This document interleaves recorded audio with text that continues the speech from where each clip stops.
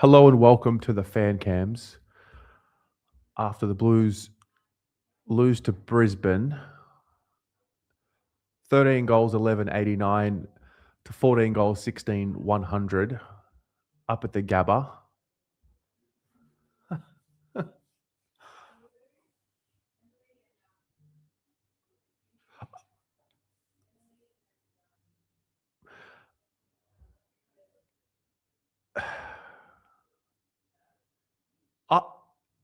I don't know. I don't know. Like, Voss was sacked in the morning at quarter time, at halftime. I don't know. It was so bad. Like, so bad. It was so bad, man. Oh, it was so bad. And then it was really good for a little bit. And then in the end, the handball turnover was just like a reminder, like, don't get your hopes up. But it was so bad. And then it was just so good. But I think it was just still bad. But we didn't lose by 100. But we're still bad.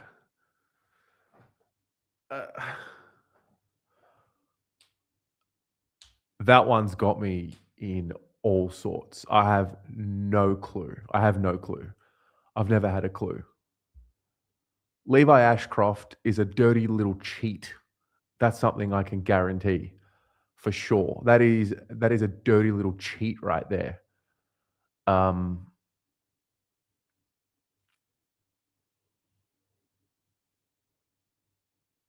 Okay.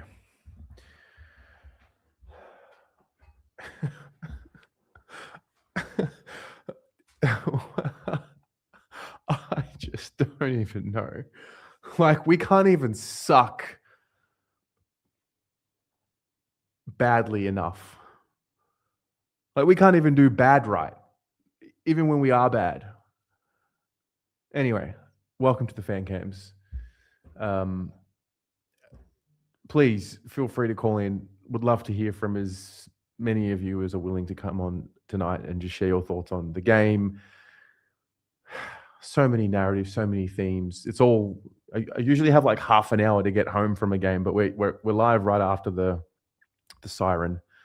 So if you want to come in, click the link, and we'll just try and make some sense of it. Hey, Joe. Yeah, make sense of that. What the fuck? What do you mean? Was it bad? It was bad, right? First half was, we laid 15 tackles in a half. First half was bad. We laid 15 tackles in a half of football. And then they kicked their best score for a half of football in 10 years. That's a stat. Carlton. Both of those are stats about the same team in the same game. That's our best half of football in 10 years. 10 years.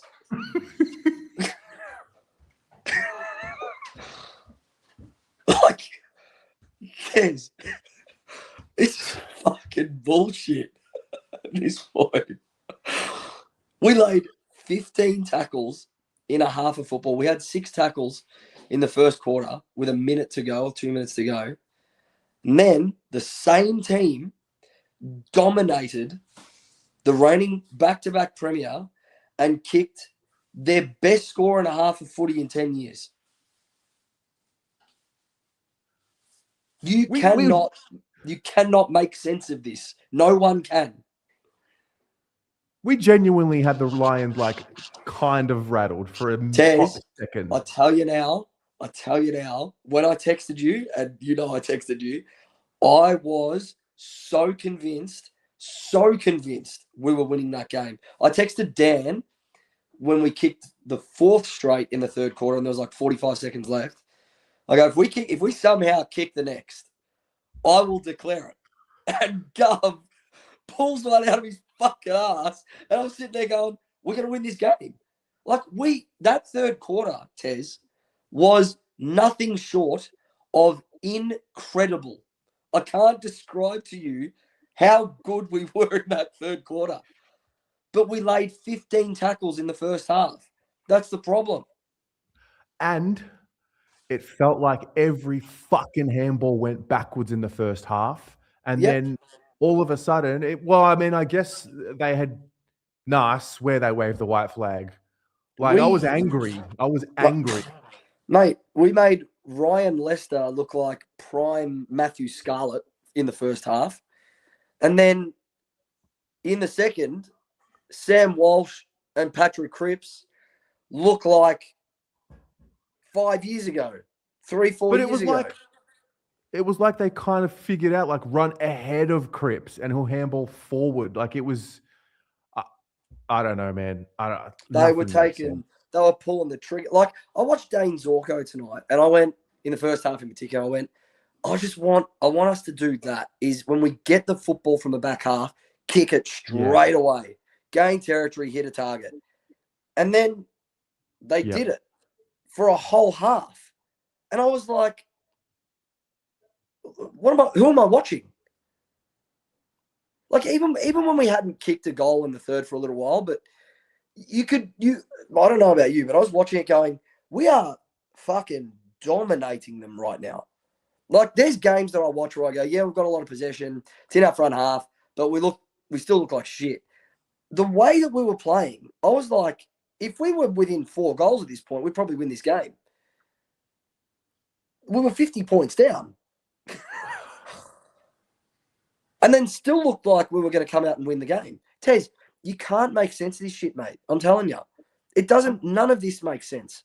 Where did it turn? I don't even have questions after tonight. I just don't even know. Okay. So, third quarter, I wrote down, how the fuck is Brodie Kemp quicker than Adam Chera on a defensive sprint? That's when the ball went in for, I reckon, a Logan Morris goal maybe. And I wrote back, this is fucking disgusting. Then Jagger kicked his first goal in like a weird way, and it was like downfield, but like play on advantage, great. And then Voss back to the bench, trumpet. Like, so he'd gone to the box, he'd be sacked mid-game. Play it. Vossy was on the bench, and then he was in the box. And then the trumpet played, and then it went Cripps goal, Cowan to Ainsworth on the fat side, 3 in a row, Carroll to McGovern, 4 in a row, McGovern again, 5 in a row, 3 and then Harry 6 in a row. Harry 6 in a row. Like, and then they kicked one, and they couldn't put us away, but we couldn't respond. I was sitting there going, can we just get one? Because if we get one, we're going to fucking come at him again. And we just couldn't get there until fucking Levi Ashcroft, the little pig, decided to cheat the system. But, like, I don't know, man. I can't explain that. We had 20 inside 50s in the third quarter. 20. Like, the numbers from this game are ridiculous. Half by half. Harry in the ruck. It's like they accidentally figured out Harry's got to have time in the ruck just to get him amongst it, just to get him feeling some body and he's smelling some fucking deep heat, and who would have thought that the most momentum player in the league needs to be around the footy a little bit? You there? Just get him around the ball, man. We used to do it. Yeah. And it used to get him into games. Yeah. I don't know, Tez. I don't know how to feel about that one, because if you watch the second half in isolation, that was genuinely incredible. We were fucking unbelievable. If you watch the first half in isolation, we were worse than any VFL side at the moment. Yeah. It's fucked, man. What I hope from here, because I'm sick and you're sick, so you are going to agree with me when I say this, all right? Because we're sick. What I hope is that is a turning point and they win 6 of the next 7, right? That's what I hope. Is that for whatever reason it clicked and they went, yep, we can win games of football now. And you know what? Going into next week, because we finished the game that way, I think we're going to beat the Bulldogs. I'll say it now. I'm not going to wait till Friday to say it. I think we're going to win next week because I'm fucking retarded. Honestly. It's ridiculous. I don't know. Look, I mean, maybe because it's just so raw after the siren. Like Brody Kemp, like he's just been has had such good form goal kicking. I mean, I think he shanked all 3 of his set shots. Was it you that said last week? I think you said in your review, he's got a knack of kicking the tough ones, but he really cannot nail those easy ones. I think you said in the review from last week's game. Yeah. Yeah. It was equally the worst and the best of the year. It was the worst they've been of the year and the best they've been of the year. So not just, mate, that's the best I've seen us in that second half for like 2 years. I don't remember us playing like that for so long. Like from defensive 50 to inside 50, transition, we belted them at clearance in the second half. Like, it was ridiculous, man. The football that we just watched was champagne footy from our football club. But it followed the worst of the worst. It just doesn't make sense. You know what I really loved? There was that Cripps goal. I looked at it and went, oh, that looks like he gave it a bit. Like the snap around the body, he put his foot through it, man. Like, I don't know. I'm like you. I pick up on little things, right? I feel like I pick up on little things. He put his boot through it. And then there was another moment with Walsh where he's just like, it was like, fuck you. Like, it was like a shrug. It was like, fuck off. No, like, I'm taking this game. And it was when we were coming, I'm like, why don't you play with this intensity and this intent all the time? Why do you have to wait till you're 50 points down to do this? And you know what else? The Walsh one, they're the ones he's been getting caught all season and being pinned holding the ball. But he found something. He found something. I don't know, dude. I don't know, man. And they probably come out next week and they give us belief and the Dogs are going to belt us by 60. Probably. That is probably what is going to happen. But I just can't make sense of this team anymore, Tez. I don't get it. I said we were tanking last week. If we were tanking, we should have just laid down the guns at halftime and gone, let's lose by 100 and boost our percentage. But, like, they looked like the best team in football just then. I felt for the first time this year. Like, same. It's like that. It's like that George Costanza quote from Seinfeld when he eats the mango. It's an aphrodisiac. He goes, it moved. That was me. It moved tonight. I've tried to not laugh when I was talking about Levi Ashcroft. I'm just going to put this up on screen. Pommy, call of the year. That's brilliant. That's brilliant. What's that about? What's Levi Ashcroft about? What the fuck is that about? I used to like him. Now I don't. Nah, that's immediately turned. But there was something in that. So, like, obviously, I'm not happy Walsh gave away the double, but kind of also was as well. Yeah, same. Does that make sense? Because I was like, can someone fucking get in there? Yeah, well, 5 goals down, there's 6 minutes left. It's like, all right, that's the time that if you're going to let him know, you're going to rough him up, you're going to give away a free kick as a leader, that's the time. Yeah. Get in there. Yeah. No, I had no issue with that. But, like, mate, this one, I'm going to watch again because that second half alone is enough for me to say they've clearly got it. It's just all fucking mental at this point. It really is. You can't be that bipolar. You just can't. That is as Jekyll and Hyde as you'll ever see in a game of footy from a team. Ever. So what's real? No, seriously. What is real? I don't know. I don't know what. Like, I'm looking at our stats now. We had 185 handballs, 207 kicks. We were running. Like, with intent, we were running through the middle of the ground. When we were kicking inside 50, there was intent. It's just fucked. I just don't get it, man. And maybe they come out over the next few weeks and maybe they do win 3 in a row or 4 in a row. I don't know at this point. I can't tell you. I don't know what the real Carlton is. This is just fucking ridiculous. Sort it out. Be shit or be good. One or the other. Yeah. Well, fuck. Yeah. This is killing me. No, I can't watch that first half again. Anyway, I don't know. I'm rattled. I'm actually rattled, but like the other way.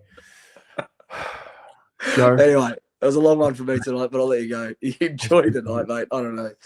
Try and make sense of it. If you find the answer, let me know. I will. Pommy with the biggest drive-by of all time, also underrated. Hello, Damien. $3. He was dead and buried, but here we are. Yeah. Moondog, where has this been all year? I'm so confused. Yeah. I was pulling out my hair. I don't know, man. I was pulling out my hair, then I was lying horizontal with like the laptop like sort of here and just like dead, and then all of a sudden I was sitting up, FIFA control in hand. I don't know. I don't know. Vic Wide renovations with the $8. Something I realized today, our boys were actually breaking some tackles, which was good to see. Yes. Drusif with the 5. Long-time viewer, first super chat. Thank you. Worst half I've watched us play all year, and the best second half was the most fun I've had watching in a long time. Gavin with the $8. We are back. Ladder predictor. Gavin paid. You know what, Gav? Tonight's for you because you went. You paid your $190 for a ticket and you were there. So happy for you, mate. Grumac with the $20. Thank you, mate. Love your work. Not a Blues fan, but your take on footy is awesome. Cheers. P.S. Charlie Clausen, call in, you coward. We love Charlie. Carlton Football Club lover 69 with $5. Lockie Neal post-game said, our boys were getting stuck into them and telling them you're doing a Carlton, and it rattled them. Oh, that's like 4D chess. That's Inception. The thing I'm trying to truly understand is, were Brisbane just playing with us, or did we actually put the fear into them? That's the part I haven't really gripped just yet, but I guess we'll all unpack it. Dan. Yasu Terry, how are you, man? I'm good. How are you? Good. That was interesting. What was it? What was that? In our group chat, one of the boys goes, what happened at halftime? And I was thinking, did Voss tell them this is my last game? Go hard, boys. Because that's what it felt like to me. That second half was awesome. But, yeah, it's too few and far between, unfortunately. First half, second halves, doesn't really matter. At the end of the day, we lost. So, yes. There were some good signs from some players who needed a confidence boost, obviously. But what does it really mean in the grand scheme of things?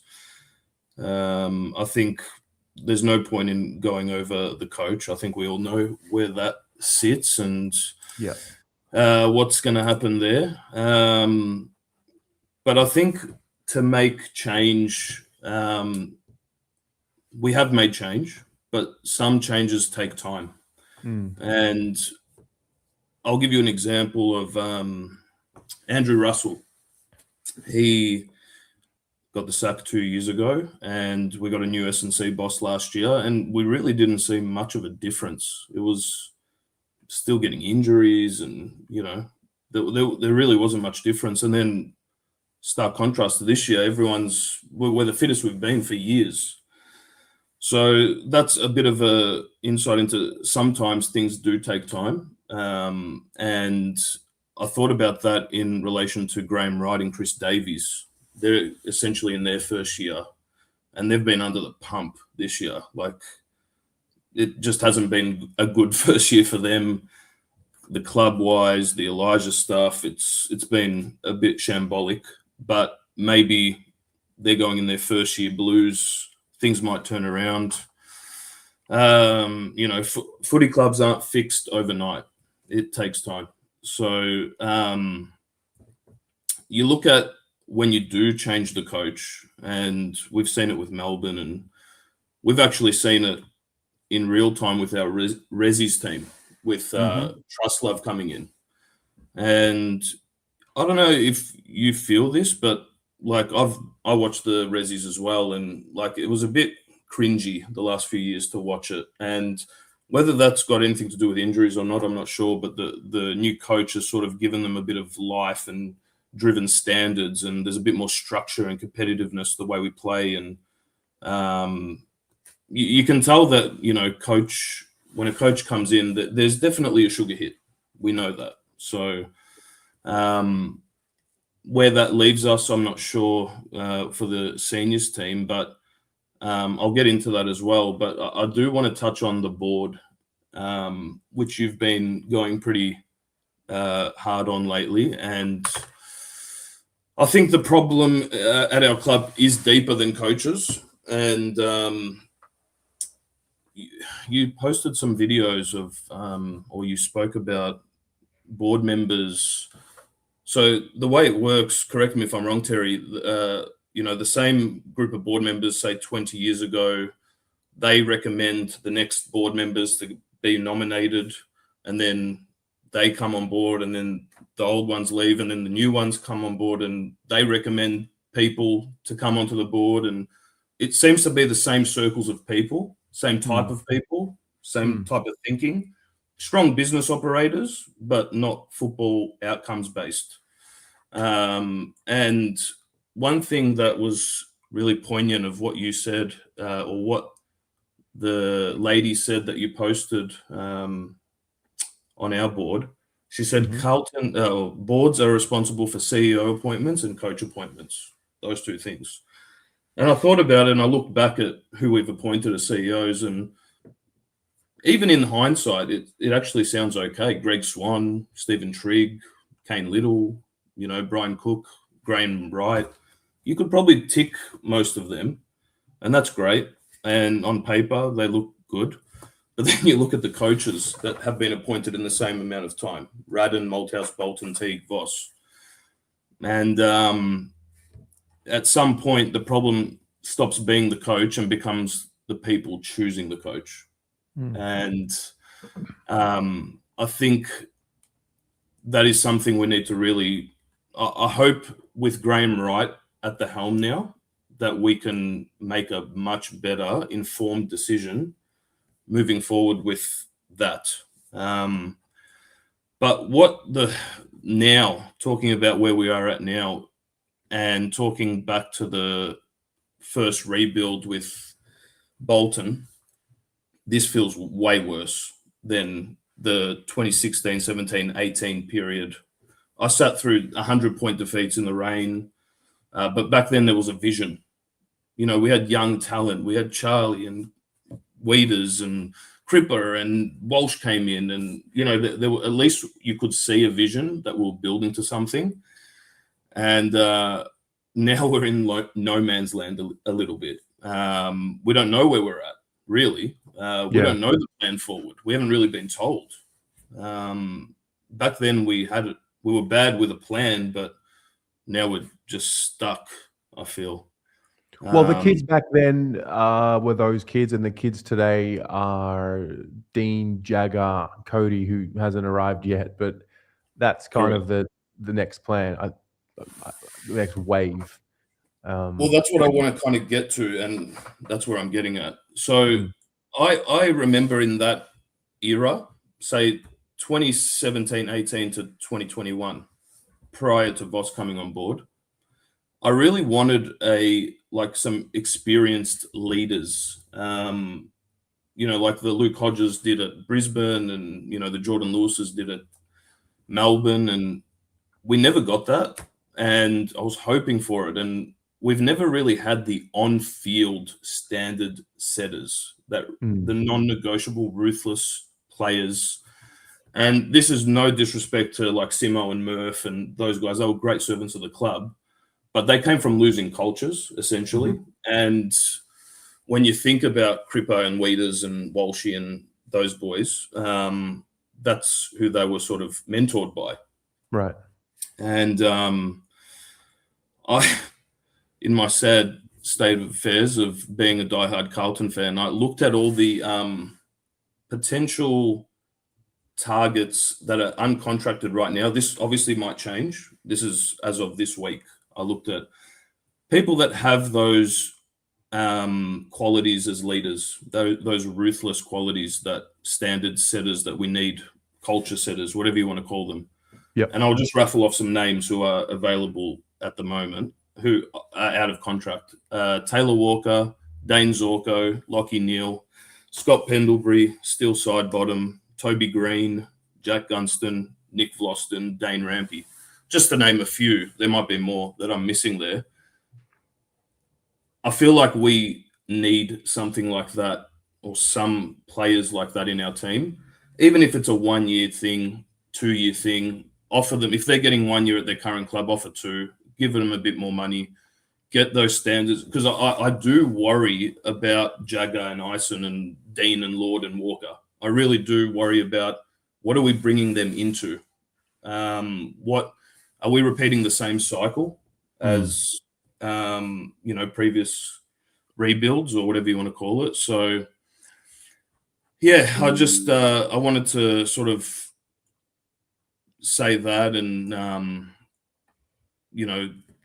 I think there is something missing on field. And look, tonight was awesome. Like, I don't want to shy away from, like, there were some players who I was dirty on at the start of the game, but like Harry Mackay, fucking amazing.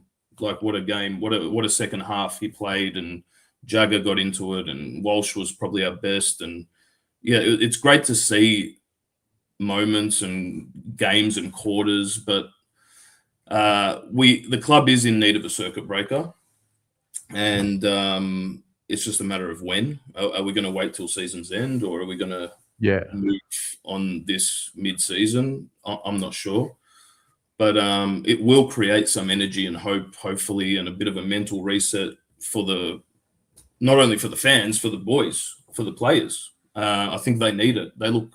Sometimes they look a little bit cooked out there.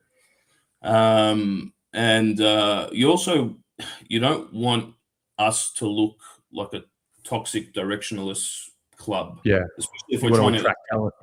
Exactly. Yeah. So no, it's good. Yeah, no, I don't disagree. I think everything you've said there is true. I don't disagree with anything you've said there. That's something we didn't do right the last time around. So this time around, whenever the big change comes, I think we've added a few pieces off the field in the coach's box, and guys like Boak and these types, and what's the guy's name from played for Richmond? He's now one of the development coaches. Townsend? Jacob Townsend, yes. But yeah, next is cool, calm, and collected players with composure on the field. So, yeah. But look, what about tonight? I mean, in isolation, when you really think about it, it's almost like the inverse of what we've seen for the season, where we've started looking really good first half and then fallen away. Whereas I think this was the first time this year where we've started, like, the first half's been diabolically bad and the second half has been diabolically good. Yeah. So at the end of the day, it's still, we didn't win and we lost. So I'm not getting too carried away. I think Brisbane's the best team in it, so there's a bit of credit you put there. But sure. Yeah, how do you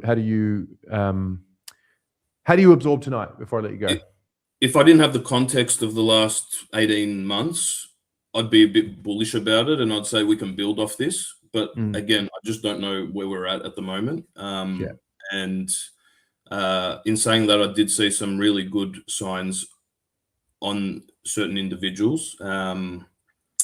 And we do need to change that midfield mix. I feel like that definitely is something we need to change. But look, man, like it was good. It was good. I don't want to take away from the guys. They obviously cracked in. They care. Even Voss cares. He wants to win. It's not like he's going out there to lose. But unfortunately, like, you know, you're either right for the job or you're not. And we know, we can read between the lines what the truth is there. And I feel for him, and I feel for the fans, because it's been tough for us, and the guys playing out there. I'm sure it's tough on them, but obviously we're all gonna stick by them always, support them, and move on to bigger and better things, hopefully in 2027. I know it's not good to be talking like that after round 9 or 10, wherever we're at, but that's the reality. We're 1-8, and we need to start thinking for the future. And I just don't want the same thing to happen with the current core of guys that we've got now, with the Crippers and the Weeders and the Walshes. I don't want the same trauma to set in for the new crop that are coming in, and I don't want them to go through that. So hopefully the club makes some good decisions in the off season. Man, thank you for calling in. Thank you very much, Terry. All the best, mate. Thanks for everything you do. No worries. See you, man. All right. Only Carlton. Bro, that's the first time I've enjoyed watching footy for a long time. There's a smile on my face, bro. When was the last time you saw me smile? It was like they threw the white flag, and then we all threw in the white towel, and then we all jumped in the ring to grab the white towel. Like, fuck you now. We're playing. That was so confusing. That was like we're shit, yeah? But, okay, like anyone that says we're tanking, we're not even good at that. We can't even lose properly. Like you think if we're tanking, we want like no percentage, right? Fucking, we didn't even do that. We came back. Terry, honestly, I'm happy. I can walk away from that game happy. I'm happy with what I've seen. Is that because you and a lot of us went into it thinking, oh shit, 100-point belting, and we set ourselves up for the worst of the worst, and because it didn't happen, like I think a lot of us, maybe internally, I was like, oh, you know what, maybe it'll be honorable and like they'll lose by 25. But I mean, I don't know. If you look at the Freo game, I was the same way. I thought we were going to lose by 100 points. And we were in Freo in the West, yeah? And I mean, we lost by 14. I was still upset after that game. This game, there was something. There's a bit of fight from the players. Like, they actually showed that they actually care. Like, Sam Walsh giving away that free kick on Levi Ashcroft, I don't care. But you can do that 10 times out of 10. And you can give away a goal, do that every single fucking time. That little dog, bro. That little private school kid, bro. I love it when those cunts start acting tough. Wait, can I, wait. Let me just try and do something. Can you see that? Can you see that request of me trying to present my screen? There's a screenshot I put in the chat. Screenshot in the chat? No, I can't. Not in the chat, sorry, below. No? Below. All right, it's all right. No. Okay. Nah, it's all right. There's the photo of Walsh punching Levi, like the actual freeze frame, and his neck goes back like this because he's a little dog. But like, I saw so many of our players that we read off, like Mackay, like Hayward, like Cripps even to some extent, like Walsh. Bro, Walsh had, 29 touches. He had 13 score involvements with 2 goal assists and 500 plus meters gained. That's the Walsh we haven't seen it. And he had no clearances. So all of his work was on the outside, just like post-clearance possessions. That's what you want from him. You don't want him getting hard balls. You know, Cripps, same thing. He had 9 clearances for the game. Bro, it was like the players figured out like Cripps is the best inside mid in the comp and we should just run ahead of him. Yes, like, let him do, the handballs went from going backwards to just going forwards at all costs. Like it was just forward handball, forward action all the time. Yeah. And they turned the game of footy on its head. What were we down by? Was it 49? 49 points. 49 points. Fuck. And I mean, you can't help but feel we left one on the table there. I mean, some of those misses in the first half. I mean, Brody Kemp has been kicking goals consistently for the last 3, and then it was just like it all fell apart mentally for him tonight. Yeah. Well, I mean, he missed the first one bad. And like even Dunstall on broadcast was like, once you miss the first one really bad, it gets in your head. which is why I can sit here and be like, Harry Mackay, I love you. Because fuck, he started that game horribly. Yeah. Started that game really bad, and he worked his way into it. And the biggest critique we all have on Harry Mackay is that he's, mentally weak, soft, whatever, doesn't work into games. He worked into that game so well. It's one of our best, if not our best on ground. Yeah, you can make the case that he was. I thought across the 4 quarters, I mean, maybe I'm biased, but fuck, man, Ben Ainsworth's a dog. And you know what? I thought they were not going to get around him when Ashcroft drew the free kick, weak as piss. And then I think there's a little bit of beef because of Ainsworth used to play at Gold Coast and there was the Q clash. And so I think they've probably exchanged words quite a bit. And so I was kind of dead inside. But then when Walsh came in and flew the flag, I was like, oh, all right. Like there's something there. Like there's something. Yeah. It's been a fight back. Like we didn't just fall over and die. Like genuinely, like I thought this is it, 100-point loss, And maybe that's another reason why I'm actually happy with that game. But like everything that you wanted to see, everything we've been saying, because we were never going to win. Well, we almost won that game, but like no one thought we were going to win that game. No. Right? We all wanted like small. Everyone comes in and be like, "Well, we're not moving forward. We're not moving forward." We moved forward that game. I'm not going to cop that we didn't. I mean, in the second half we did, right? Which is like we're the worst second half team in the comp. And like I still think Voss is getting sacked at the end of the year. And overall, this doesn't change anything. But like, just be happy, smile, absorb it. Yeah. Be like, Yeah. No, I'm with you. I'm with you. It's been grim this year. Yeah. It has. It's been grim, and there's been on-field grimness. There's been off-field grimness, and so for a hot minute there, I was kind of excited, and I thought last week they really gave up on themselves, and I thought they kind of did the same thing in the first half tonight. I thought, okay, they've properly given up, and Voss has gone back into the box. I'm like, he won't be at the club tomorrow morning. They'll call the press conference tonight. We're everywhere. Yeah. Nah, I mean, like even Wiedering's another one. Started the game terribly. Everyone worked into the game really well, which I guess shows on the scoreboard. But like, I don't know how much do you read into that? Do you think this is like an actual, not changing point, but like it shows that these guys can actually play second halves? Well, this is the tricky thing, and I don't know what they do on the inside when it comes to reviewing, but you can't gloss over the first half, but you have to encourage that second half. So you have to like drill into them, forward handball, take the game on, go for it, but you also have to like punish how bad that first half was. I don't know. We're all just fans trying to like make big guesses here. So what do you think? What did you lean into? What do you like?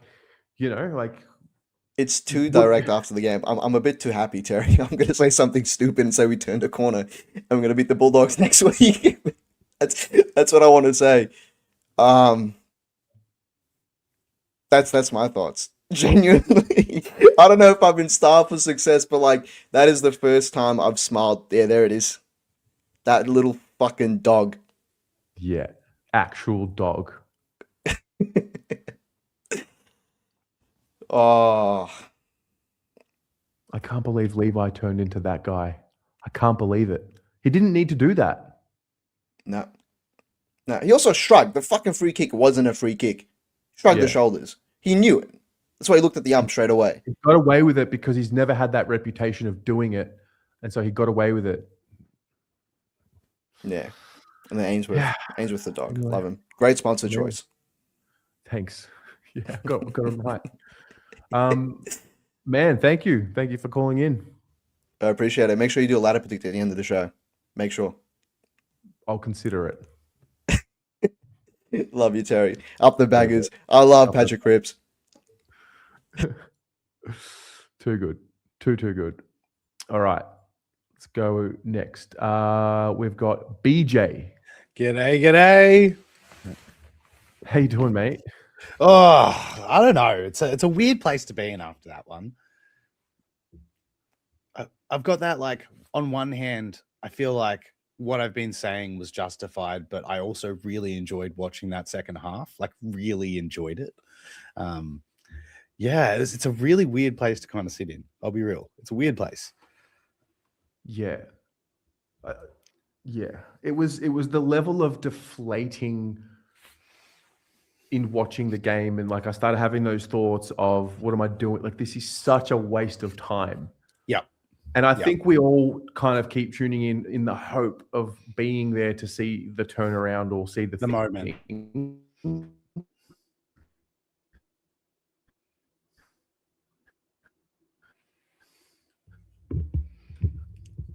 You still with us, Terry?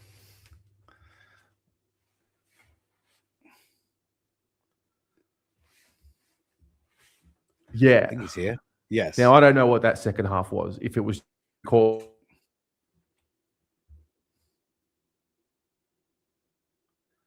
We're here. Can you hear me? I can hear you. I think now. I'm back. Can you hear me now in the same timing? Have we got that back and forth?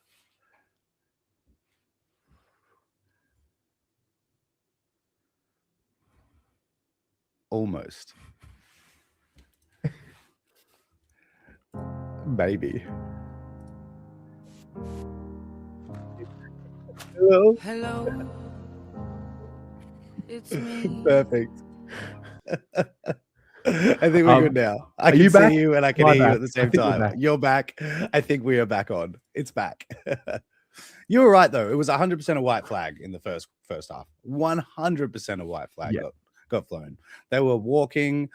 Weeders was literally 10 meters off his opponent almost every time that ball came in for the second half of the second quarter. I thought that what it reminded me of, right, was those moments where the coach has had enough of his team. And at halftime, he goes, you think you know how to coach better than me? Here's the board. Here's the magnets. You set the team up and you go and play the way you want to play. That's the kind of feeling I got. Like the first half was so heavily tactics, our usual tactics. And then the second half was like, well, that didn't work. So boys, shackles are off. Just go play footy. And that's kind of how I felt like we played all of 2023. And I don't know, it just brought me back to that, like the conversation I've kind of been having every week, that I personally believe our caliber of players in our list is good enough to match anyone.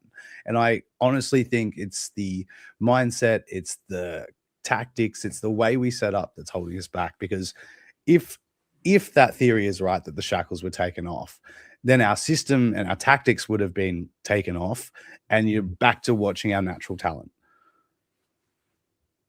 And that's what it really felt like to me. Yeah. Well, they just, for the first time, they just look like they really enjoyed playing footy. And then once they found confidence, it is. I mean, I know it's cliche, but you could see they found confidence. And then what we've been seeing all year, where they look like their energy is sapped because of the way that they're playing and things aren't going their way, it was the complete reverse.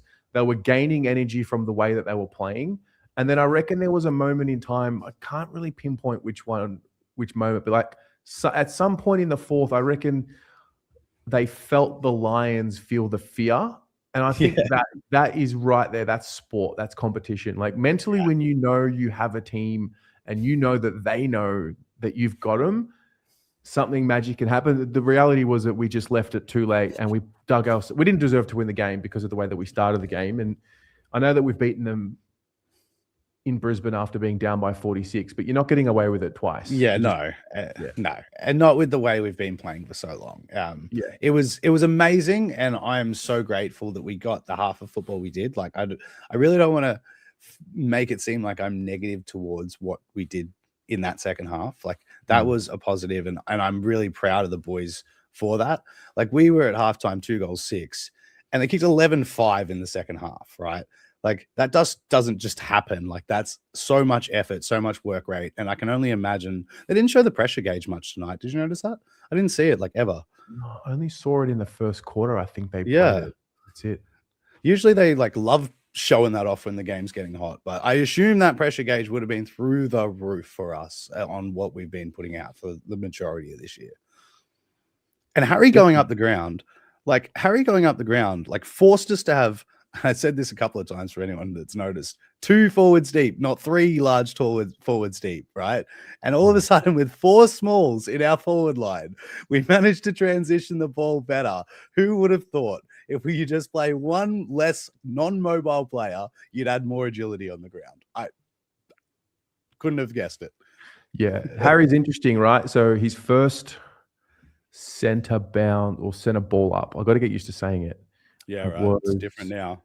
Yeah, I reckon his first 3 or 4 contests, he took a while to get used to it, and then he had that. I think he gave a handball to a running Billy Wilson, maybe, which just Mhm. didn't. I mean, turn over and cost a goal. But then I reckon from that point, he took a mark or two, and then he's just such a fascinating player because he Yeah. found his edge. He found his edge, and he found his confidence in the game. And Competitive. yeah, I haven't seen him do that all year. That's the first time I've seen Harry play with that type of mentality. I do think Ainsworth and Haywood really help with that. Like having, like you said, that dog in our side now is Yeah. just like it's infectious. You can't have a player like that on your side who puts their body on the line and attacks a contest, and then you turn up to the next one and not do it too. Like eventually you just look at yourself in the mirror and go, he can do it. Like, why am I not? Yeah. And I love that Jagger and the boys. I know people have been saying they want the Hodge leaders and stuff like Brisbane did. I agree, but that was last group of players. But having like Ainsworth, having Haywood, having Florent that have come from these systems, although they're not captains, they're leaders. They're senior players. And if it's Ainsworth teaching Jagger how to go into a contest, or it's Haywood teaching him how to have a set shot at goal, I'm cool with that. Yeah, Ainsworth's impressive. Ainsworth, we haven't had a guy like Ainsworth on the team in a long time. Yeah, just the way he attacks the ball, the way he attacks the man, and the way that he gets stuck into it. He does it. He doesn't do it over the top. No. Yeah. No, he's controlled. Yeah. It's controlled aggression, and it's a real, like, it's a proper competitive aggression. It's like, it's a little bit like Davis Uniacke was when he really came to the scene. Or there was another one. What was his, was it Cunningham at North? That was like the bald-headed tough nut. It was like you didn't want to go near him, but like you could tell he was going to hit people. Like, he was just a bull. But he's got so much more skill to him. So, like I said earlier in the year, like I truly believe our side has gotten better, and I think that Haywood, Ainsworth, Florent makes us better than we were last year. I just truly think that we're so in our heads with what's going on at the club, and then you add in a layer of tactical performances, tactical like depth that they just either aren't understanding, so they can't perform it, or it's not good enough because they are understanding it, and this is the performance of it. But either way, that message isn't getting through. And I think anyone else's message coming through in any form with the talent we have and the clear second half, the boys can play footy. Like the boys can play. They can play. I just think that we're so close and we just need to make the call on a new message. It just has to happen. Yeah. And not because of a Voss situation directly, Voss himself. It's just, it's clear that whatever is going on isn't working. And maybe someone will come in and put a boot up the whole organization and say, hey, if you want my level of coaching here, you've got to fix this. Yeah. That's why I think like there's going to be a new coach for 2027 onwards. And that's why I think for the rest of this year, there's a real opportunity for the club. And that and I'm talking about on every level. So on the field, change, off the field, more change, top level, boardroom, structure the club in a way that has the right people in the right positions from the top all the way down. Because we're going through we're going in a new direction on the field. Yeah. Like it's happening. I mean, this doesn't change anything. This doesn't. I mean, it was a nice little emotional hit, but it doesn't really change what's going to happen. No. And that first half was just more proof of it. It's just more proof of what needs to change. And the second half is more proof of what we still have that we can utilize if we get it right. Well, mate, see you next week. Had the doggies. Oh, golly. And they just had the 2-point thriller in the last second. Oh, they won by 2. Okay. Yeah. All right. Well, you have a great night, my friend. You too. Have a good one. Catch you guys. See you, man. Interesting. All right. Wow. Dan, go Pies. What a sad way to finish Carlton. Cheers, mate. Blackie, special mention to Ollie Hollins. Yes. Played his guts out. Fuck, he makes some mistakes, but gee, he tries so hard. I struggle to watch him play at times. He does try. Anyway, Jen. Oh, hello. How you doing? I don't usually stay up for fan cams because I can't handle all the vitriol. But I thought tonight I'd wait. Hello, darling. How are you? I'm good. I'm Yeah. good. And you? I am good. I am good. Thank you. Listening to Joe, and when he says it doesn't make sense, it's totally logical. How do you make sense of this? Blah, blah, blah. What I've been saying for weeks now to Kylie is AFL football has a weird shaped ball, and nobody knows how that ball is going to bounce. True? Yeah. So how the hell anybody can try to apply logic or physics or anything to the chaos that is our game, our wonderful game, I think is a bit of a waste of energy. So we don't have to make sense of it. I think tonight, the second half just allowed us to enjoy it and enjoy watching our guys play beautiful football. And I know the first half sucked. I was ready to go to bed. I'll admit it.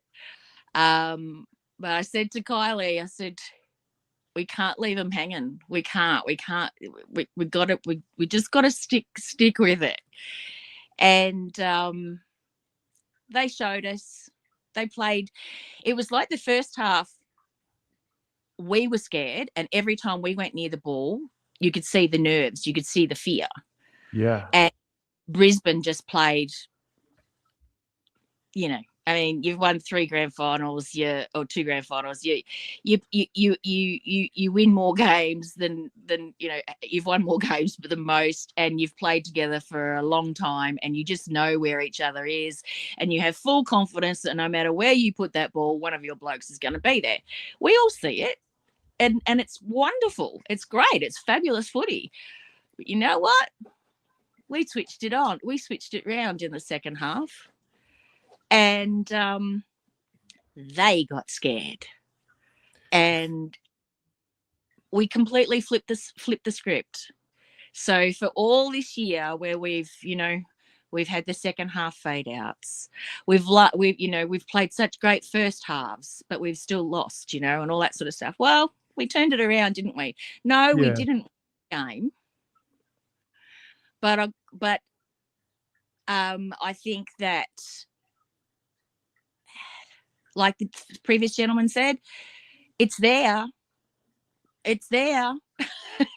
Look, there's something there. It's the comment you made just now around fear is really interesting, because there is a fear. There is a fear in a number of areas, and I mean tonight the fear was definitely there. There was a fear of putting themselves out there. There was a fear of contest, and then there was a mental edge from Brisbane. That they were mentally so strong-willed in that first half. They almost had the game won already. I mean, thinking everyone coming into the game, even our own supporters. I mean, I gave us zero chance tonight, like nothing. And I think the players would have felt that as well.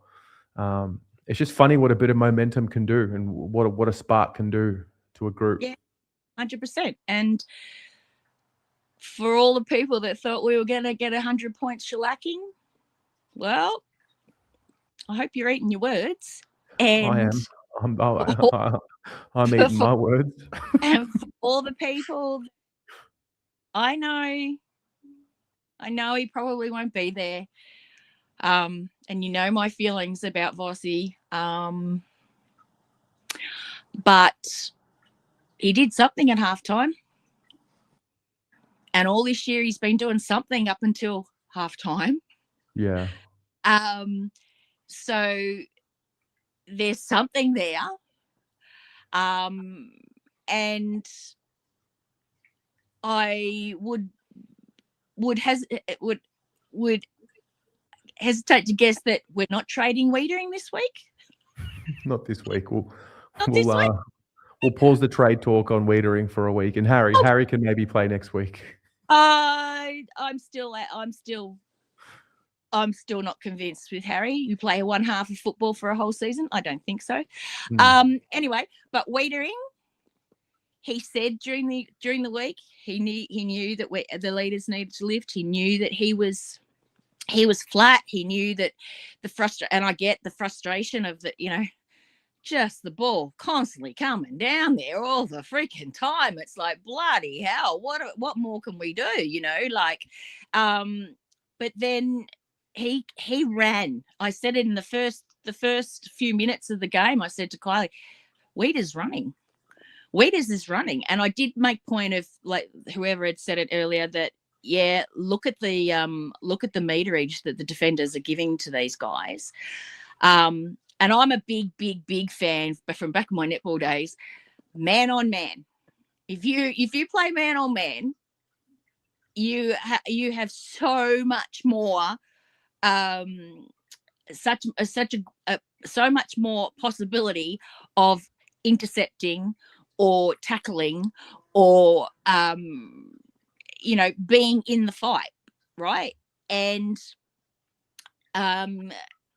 so what I saw in the second half was they played more man on man, and it worked. And then I was watching the going through the center and the hand passes. I know you've already touched on it, but like, the fear was gone, the confidence came, and it was so lovely. And one other thing I'll just say is that for all the Cripper haters, and I just cannot fathom that one iota, but where there was people saying during the week, he's not a teacher, he's not a leader, he's not this, he's not that. Did you see how many times he included Jagger? How many times Jagger and he were talking to one another? How much they were feeding one another? And I really, really, really could see him coaching Jagger through that midfield. And I think Jagger in the midfield, going from Walsh to Jagger, or to Cripps to Jagger, wow, just wow. When those three connect, is just beautiful. So yeah, I just wanted to say, no, we didn't win, but gee, we played some good footy. And I've got to say that third quarter reminded me, which you won't know too much about, Tez, but really reminded me of the old Carlton third quarter. Right. The Carlton of old, where that was our premiership quarters. So yeah, love it. Well, thanks for calling in on the fan cams. Yeah, no worries, darling. You take care. Have a good night. See you, Jen. All right, going to Thailand. David, can't hear you.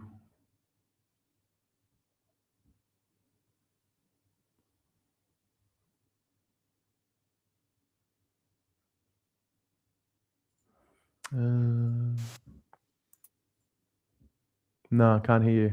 Can you hear me now? Yeah, can hear you now. Okay, sorry. It's like, I hate to say I told you so, but remember the other night, the team's game, you asked me, what I thought would happen. I said, well, we have beaten Brisbane up, up at the Gabba before. We didn't do it, but we got pretty close. I think like Atusha, I'm kind of happy. Of course you want to win, but the season's not about winning games. If that's all we care about, and we're not going to get any better. The season's about fixing what's wrong with the club, across the board, hopefully. So it struck me that if you think about, like, particularly in sports where there are less players, like basketball, for example, right, where you've got less players on the field, you'll see teams that are really inconsistent. Often it's because they're like a young team, they lack experience. So they'll have moments of flashes when you can see their potential, then but they won't sort of put it all together. And I think that's maybe part of what's happening with our team. We can say, well, they're not young, all these old guys in it, but they're young in terms of trying to play the way we're trying to play this year, more modern style of football. So they don't have confidence in themselves to play that way. They don't have confidence in, is this way really going to work? And I think that's part of what we're trying to do this season and trying to build. And maybe Voss isn't the coach to really bring that into place, but it's not just about Voss. You know, he's not the only guy planning the team, training the team, setting up the system, doing the tactics. You know, there's a whole bunch of guys in there with him. So, you know, I think we sort of focus too much on one person, or, you know, hey, if we just trade Harry and get this guy and this guy, and, you know, that's not going to change things. It's much deeper than that, you know. So I think for me, the season's about, you know, what direction is the club heading? And I think, you know, through the horrible moments, I still think this is a positive direction there, because Voss isn't just there banging out the same old game plan. You know, he's trying to implement a different game plan. You know, and it's not always working. You know, but for me, I'd rather we lost big trying to play in a way that's going to be successful in the future if we can get the right players and the right experience to do it. I'd rather we lost big doing that than we had close wins playing, you know, grinded out, stodgy, kick it up the line football that's never going to win us a flag. You know, so, and a big issue with our players and our club seems to be, you know, the mental side of things. And I think, you know, for me, I take a positive out of tonight, because they could have easily chucked it in at half time and gone, look, you know, we're screwed. Oh, it's not going to work, you know. But somehow they came out after half time and just said, nothing to lose, you know. Everybody hates us. Thinking. You could just tell. I mean, there was, I mean, I can only guess that there was a directive to play on. Or whatever they did to do it quicker mentally, to make whatever decision that they were going to go with, to not doubt. Like, they didn't play with much doubt, and like in the end, it ended up costing us. I think Saad played on, which was good, and then, like, you know, the handball turnover to Neil. Like, there's a consequence to that. You know, I don't mind that. I don't mind that, because, you know, how else are you going to win if you don't try those things? You're not going to learn them. You know, you're not going to figure it out. You're not, and the coaching staff and the club's not going to figure out, is this player capable of playing that style or not? So I'd rather our players tried to do that. And, you know, and I think today they actually, you know, especially in the second half, went out and tried to play the game plan. And maybe it was like a nothing to lose kind of thing. It can't get any worse. You know, we've got pants by St Kilda of all clubs, you know, goodness me. You know, so maybe, you know, it's too early to say they've turned a mental corner or something like that. But I think, you know, it's far better to do that in the second half, you know, having basically been, you know, pounded to a pulp in the first half. You know, I sort of able to start following the game at half time. It was like, oh, gee, do I even bother watching the second half, you know? But it was actually really worth it. And at the end of three quarters, I thought Harry's going to have a monster fourth quarter, you know, and, you know, he had a really good fourth quarter. And so I think that's really good for him. He's a confidence player, you know, and he's been just, you know, marks haven't quite been sticking and that kind of thing. And he's been, you know, and so. Well, the issue hasn't, I mean, I was excited by what I saw, of course, but the issue is don't get down by 49 points. All right. I think we found something with Harry chopping out in the ruck to engage him better. I mean, I actually thought we already found that with him, but whatever. We found a few things with the way that Hayward was played tonight. I think we saw that Hewitt can exist in this team and help. We actually got dominated at clearance in the first half, and that helped turn as well. So, I mean, you know, going into next week against the Dogs, I mean, this is all going to mean nothing unless they bring it into next week and win the game. Well, I expect us to be inconsistent for the rest of the year. You know, and there'll be quarters when we're awful, and there'll be quarters when we look like we will be this. But I honestly think the margins between being crap like we are now and being a lot better aren't that great. And if we can just find incremental improvements in a lot of different areas, I think things will change quite significantly. Because if you think about it, you know, we've played Fremantle and they look like they're pretty damn good. We played the Lions and they're pretty damn good. And we gave both of them a good game. Now you can say, oh, they got ahead and took the foot off the pedal and but you can only play the opposition that's in front of you. You know what I mean? Like, you know, yeah, we lost to St Kilda and it was disgusting, but you know, if we're really that bad as some people seem to think, we'd be losing every game like we to St Kilda pretty much. Well, we have been though, but we haven't been destroyed by, you know, Fremantle didn't completely destroy us, you know, and neither did Brisbane. We gave Brisbane a hell of a scare. You mean like You mean the big margins? Yeah. Right. So Yeah. the positive that I take is that there are times in a game, it's not long enough and it's not consistent enough, but there are periods in a game where we can dominate good teams. Now, maybe they're not playing, as hard as they could, but that's up to them. We can't, you can't. Why we begging our team for, if the Brisbane Lions, drop their guard a bit, because it wasn't just like a couple of goals. We had them terrified for quite a while. Yeah. And we went on a 5-goal run. We went on a 5-goal run against the Lions. 6 goal. Yeah, 6, in a row. So it's not, I'm not like, oh my God, we're going to win, but I just, we're going to be fantastic. But I think we're moving in a positive direction, and sometimes it's 2 steps forward, 1 step back, or 3 steps back. But, overall, I think we're moving in a positive direction. And, there are a number of games this year that we could have won, should have won. And honestly, we could have easily been 50-50 on the scoreboard this year. Could have been, so we're having a bit of a crap season and a few things have just gone against us. And, we've got to be better than that. But it's not as bad as people think. It's probably not as good as some people think. And I think I don't want to look for the I think the club isn't listening to the outside noise, the media noise. Oh, trade Harry, trade Weeders, I don't think the club pays any attention to that kind of media stuff. And I don't think we should either, by and large. Yeah. Because why do we get upset, Harry's no good, let's trade him, well, we can still get something for him. Maybe he is or maybe he isn't, but the club knows that better than we do, and they're going to decide that, so why should we get worried about it? I don't care what the media says. Yeah. They're just doing it for clicks and for, it's, rage baiting, basically, We'll all take the bait. No, David, mate, you make some good points. Yeah. Yeah. So, I'd rather see us lose trying to play a better style with ball movement, handballs, and the kind of stuff we're doing than just kind of go into our shells and try and do what we know and what's safe and predictable. And like you said, we'll just be just as bad next year. We've got hope for next season.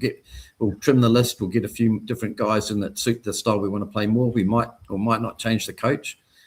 Yeah, and it's a long way to go. So we'll get there. Yeah. We've still got 15 rounds to go. But mate, thank you very much for calling in. All right. Cheers, Terry. Go the Blues. Cheers, go Blues. Tony. Hey, Tez. How you doing? How are you? Can I just see that monstrosity behind you?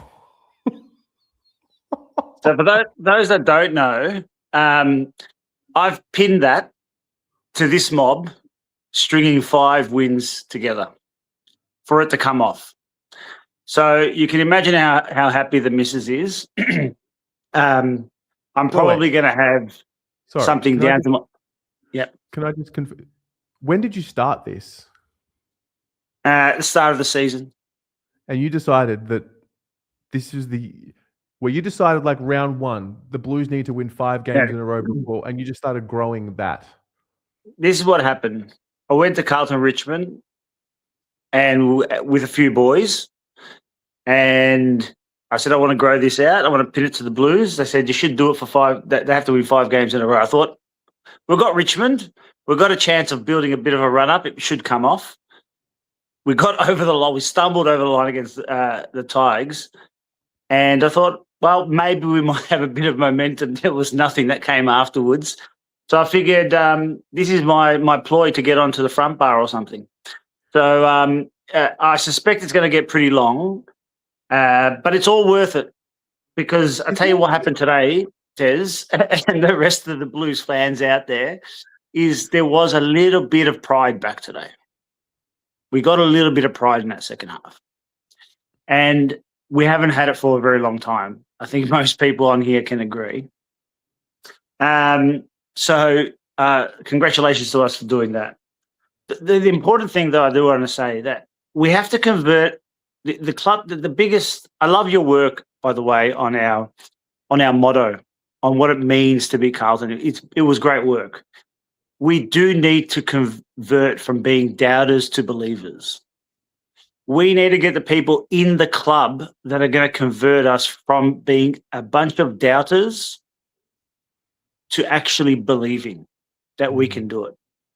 If we can manage that, and there's no magic potion, I don't know, I can't say that I know how to do it. I know that you need to do it, and we need to get the right people around it to make it happen, but I don't have the magic potion. And I think when we look at Vossi, unfortunately, if he came right now, he could possibly do that, but he's possibly the biggest doubter of them all, unfortunately. And some of that's been forced upon him. A, because he's been there for so long. B, because he's got one more year. Everything was changed around him. And a guy came in last year that didn't pick him at another job. So I think it's going to be tough for him to do that, to convert us to being believers again. But I think that's exactly what we need to do. Hopefully he'll go away after tonight and use that second half performance to use it as an example to the players. That don't worry about what other people say. Don't worry that we haven't had second halves. You guys can play second halves of football. And hopefully he does what Craig McRae did at Collingwood and just continues to show that second half time and time and time again to all the players at the club. Because when you start visualising it and believing it, then you will start implementing it. They've obviously got it. You saw it. I mean, unless we were in a different universe, you know. Look, that's the first time this year that they've done that in the second half. And sometimes all you need to do is see it once against the best team in the competition to know that you can do it and instill some sort of belief. But the reality also is you've got to find a way to stretch that out over 4 quarters and not get yourself in a hole and not rely on an 11-goal second half or whatever it was, 11-5, whatever it was. Yeah. Can I say my theory behind it? I just rewatched that third quarter, and we were almost done in the first half of that third quarter, to be honest. And somehow we came back. And I can't help but feel like I know that we look at our first halves and we think they either throw in a towel, they didn't want to run, or they don't want to put the effort in. But I actually feel like there's this like lead weight that is sitting on the club, and then by extension, the coaching staff, and by extension, the players. And when you have that feeling of heaviness, it's hard to move. Yeah. It really is hard to move. And I feel like halfway through that third quarter, it wasn't that there was a switch, it wasn't a call, it was almost like a relief, like, oh, well, we might as well just give it a crack. See what happens. We're already 50 points down, so who cares? Let's see what happens. They definitely and they opened up. They definitely lost the fear. Yeah.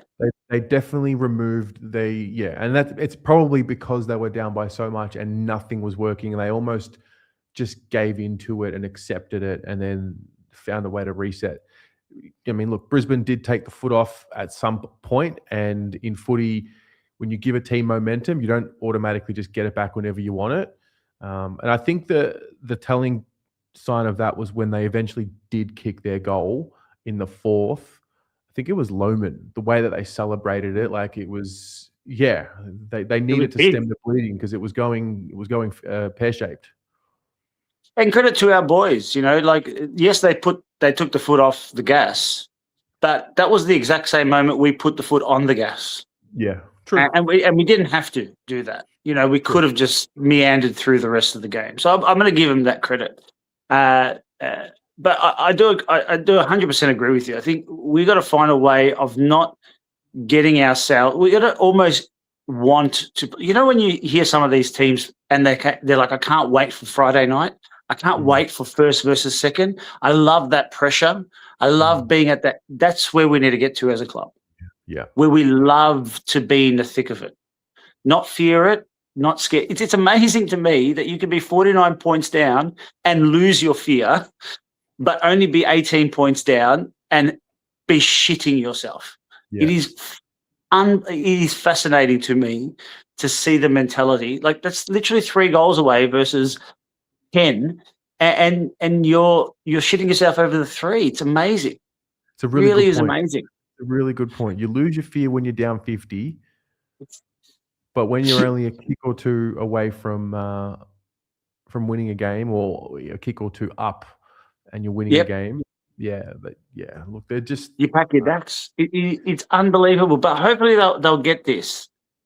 And not worry about the points behind, not worry about anything else, about people taking their foot off. Teams take the foot off or lose momentum throughout the game. Voss has been talking about it every presser.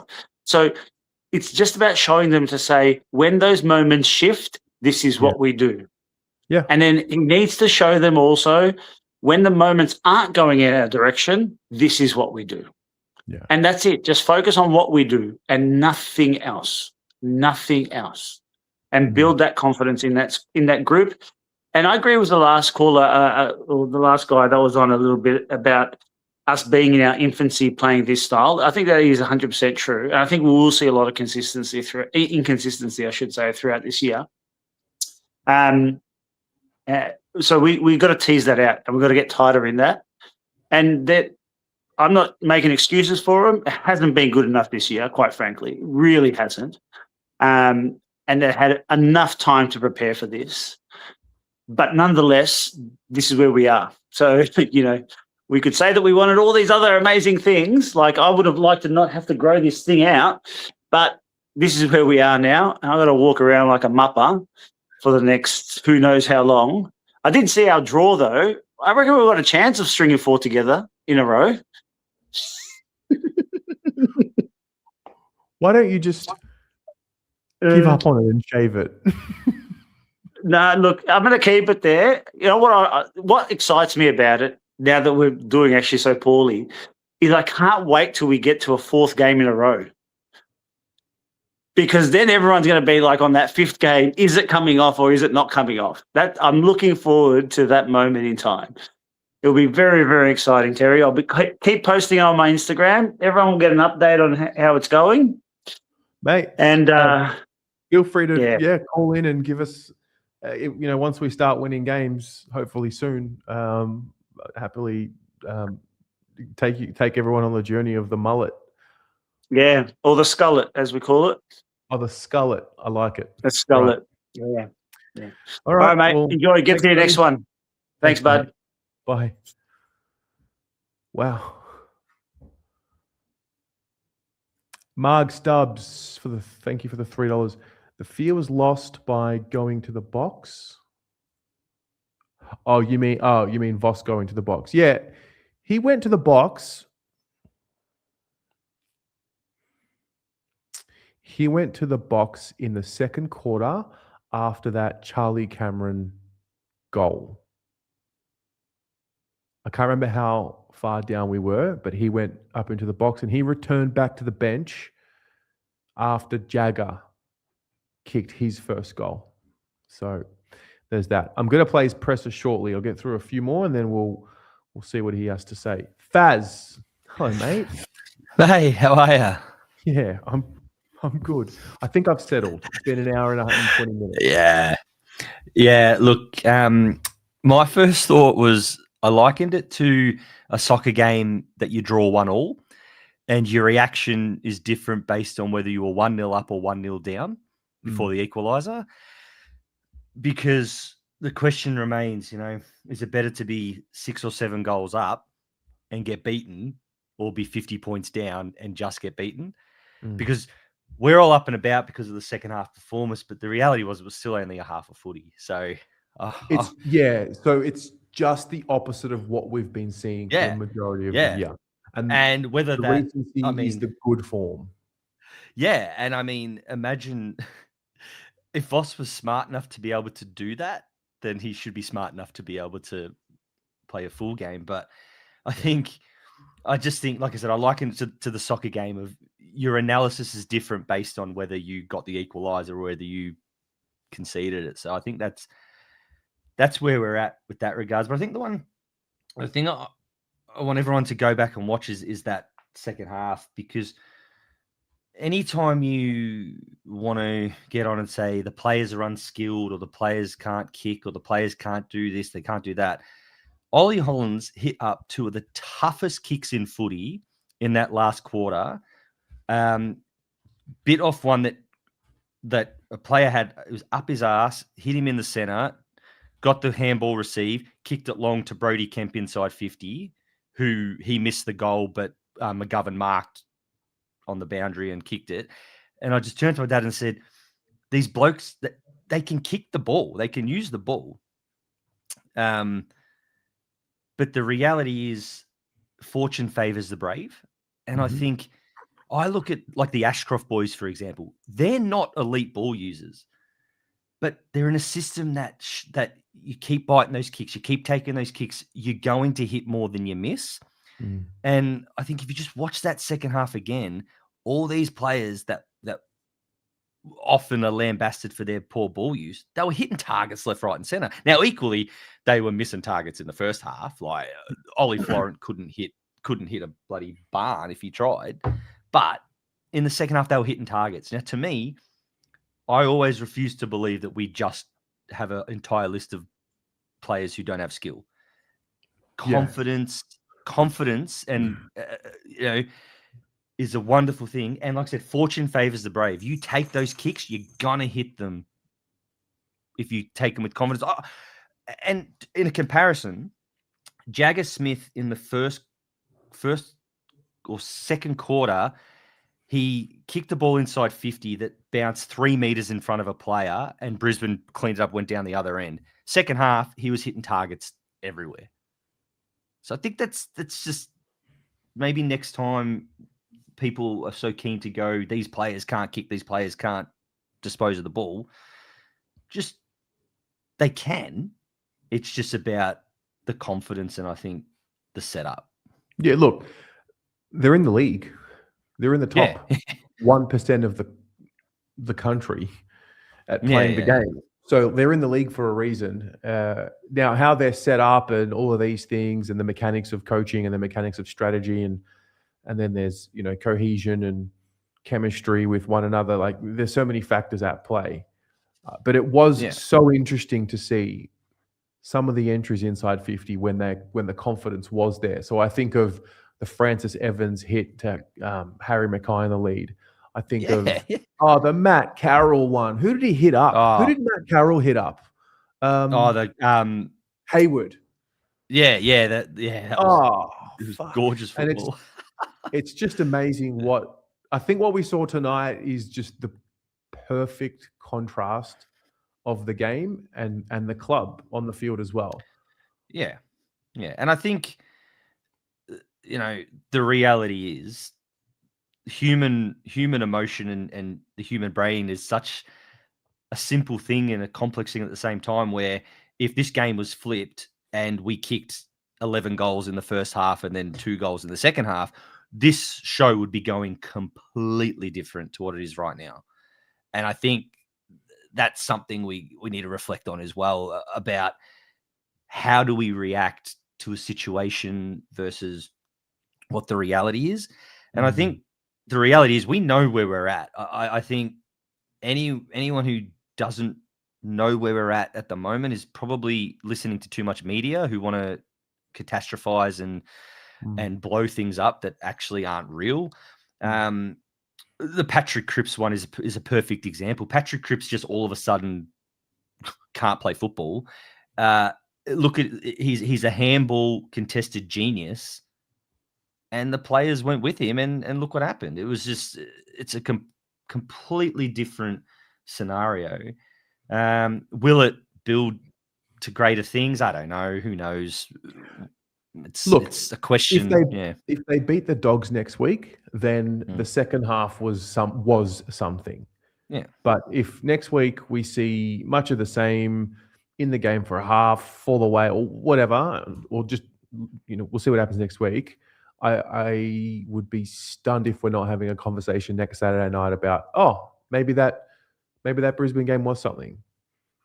Yeah. But I think if it's something, if it's nothing, whatever it is, just over the next couple of days, just take it away and just say, well, there's something there. There's something to build towards. I thought the younger guys, I actually thought the younger guys kept us in the game a little bit more. I kept feeling like it was the senior blokes making the mistakes. I thought early doors, it was Sard, Williams, and Florent that were really, really costing us with their decision making. Even Harry Mackay's backwards handball when he was in the ruck, like it just felt like the senior guys were whether they were trying too hard or whatever it was, they were the ones making mistakes. Yet every time the younger boys got it, it's like they what's the term that you use? They don't have the trauma. Mm. And it's amazing. Yeah, it's amazing Well, what that does. So I don't know when I watch the replay, I'm gonna see if I can clip it. There was a part there where I think Voss was on the bench at this point when he had returned, and I think he was screaming something at someone where he was saying like "go forward" because, like you said earlier, a lot of the action was handball backwards. And Yeah, the book I was reading recently, Yellow and Black by Conrad Marshall, this one. Alex Rance actually spoke about that when Richmond didn't have their confidence, it was backwards handballs, but when they found their confidence, it was forward handballs at all costs. So I don't know, man. Look, confidence is the most powerful thing. I think Oh, yeah. everyone just think in your own workplace. You know, I know in my workplace, I could be in the middle of delivering a lesson, and I'm like, I am bottling this right now. This is going to the absolute pits, but confident to know that I've done that. I've been there. I've done it all to bring it back around. And I think you see it. You do see it a lot in all workplaces. You're not going to perform at your optimum if you're not confident. Yeah. And if you've been shattered, or if you've got that trauma, or you've got that sense, you know, we talk about it. You know, I talk about it to my students a lot. You know, don't fear failure. Like I don't ever fear failure. You're never going to get in trouble for failing. That's the most important thing. You're going to get in trouble for doing the wrong thing, and you're going to get in trouble for not following the process. But you're never going to get pulled up on failure. And I think some of these older senior players with heavy trauma have this fear of failure that, oh, if I miss this kick, if I miss this handball, if I bite too much off, you know what I'm going to cop? I'm going to cop the booze in the crowd. I'm going to cop the agenda setters and all that, putting another article about me. Oh, I can't, you know, where you look at the kick Ollie Hollands did. He hit that target in the middle, goes forward. No one, I promise you now, that clip won't be shown at all this week. But every clip of every turnover will be shown. But that clip that he hit, and we think all the way back to 2023, where he was the one who did the kick to Doherty to set up the Akers goal, he can do it, right? But the problem is we don't, or sorry, I should say media and the common things we watch don't celebrate those things more. They'd rather target the look at all this butchering that's happening instead. And I think fear sells. Yeah. Well, of course it does. And mate, a buck's a buck, you know. If you're going to make $1, you do it. But I think the balance is off a little bit. And yeah. Look, I would say I'm neither more angry nor nothing. I what's happening, where we're at, what's going on. I'm just. Yeah, no, I agree. We lost the game, so not happy because we lost the game. We didn't see a disgrace to the emblem. Yeah, which is important. Which is important. Yeah. It's massively important. I think one of the people before mentioned that you want to look forward to the footy.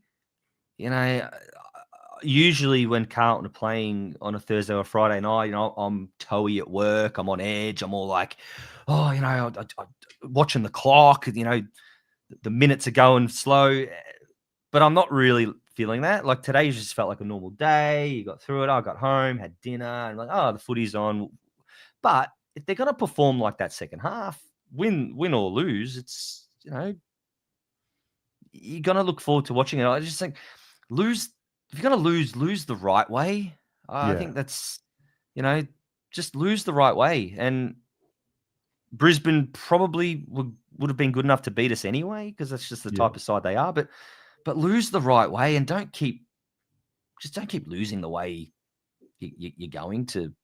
Yeah. You know, just you're staring down a barrel, and at least go out swinging. That's Yeah. Yeah. But, Love it. Happy days. Well said, mate. Thank you very much for that. Good. Nah, look after yourself, man. All right. You too, man. Go Blues. Cheers. Go Blues, mate. Cheers. All right. Aiden. Hi, Terry.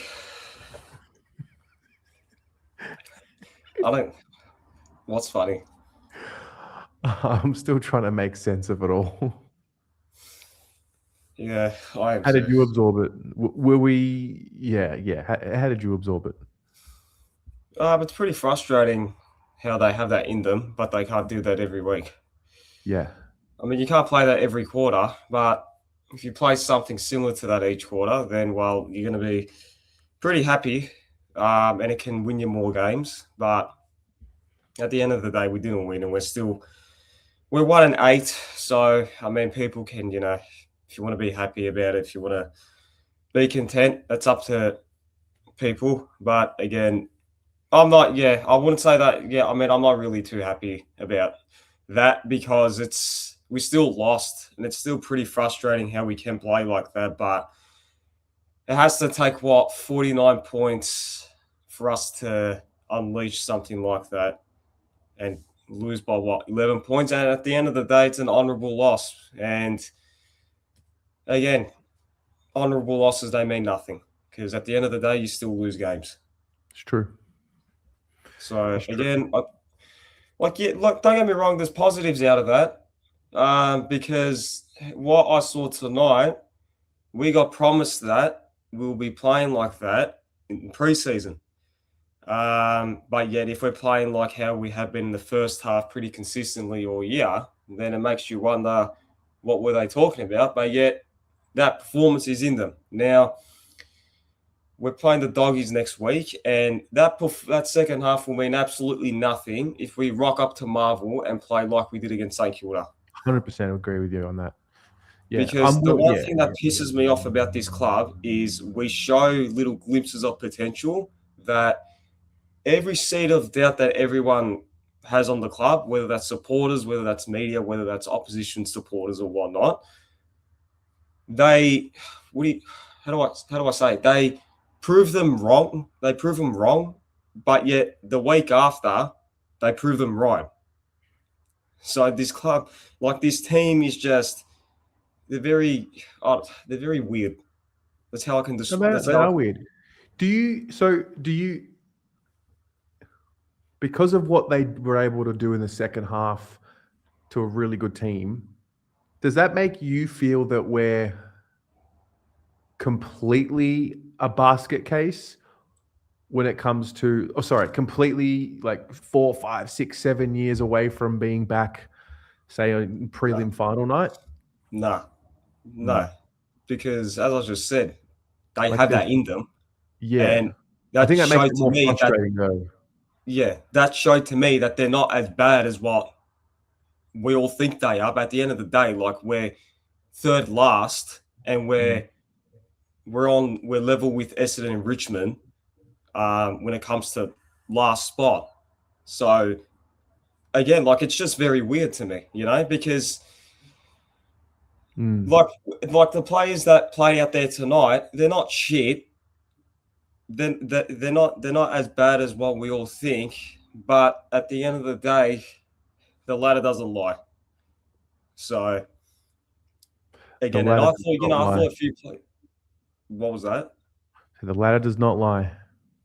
And I thought that a few players, they stepped up today. And I thought, Cripps' performance tonight, I think he just shut everyone up because there was a lot of doubt about his commitment, about whether he still got it in him. And I thought he put in a very solid four quarter performance in today, as well as Walsh, as well as Jagger.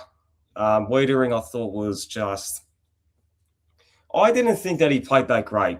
Like, he allowed his opponent, Logan Morris, to kick 4 goals and effectively turn into Jared Rufford for a half. Like, there was a point in time where I thought that he could have kicked, 6 to 8 goals.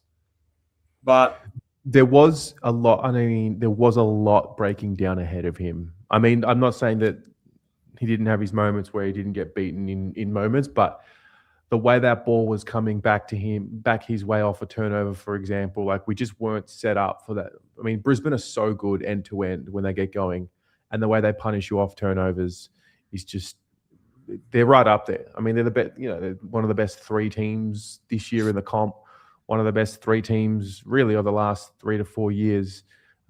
So the way that ball was coming into our back line, it looked like it was going to be a 100-point loss, to be fair.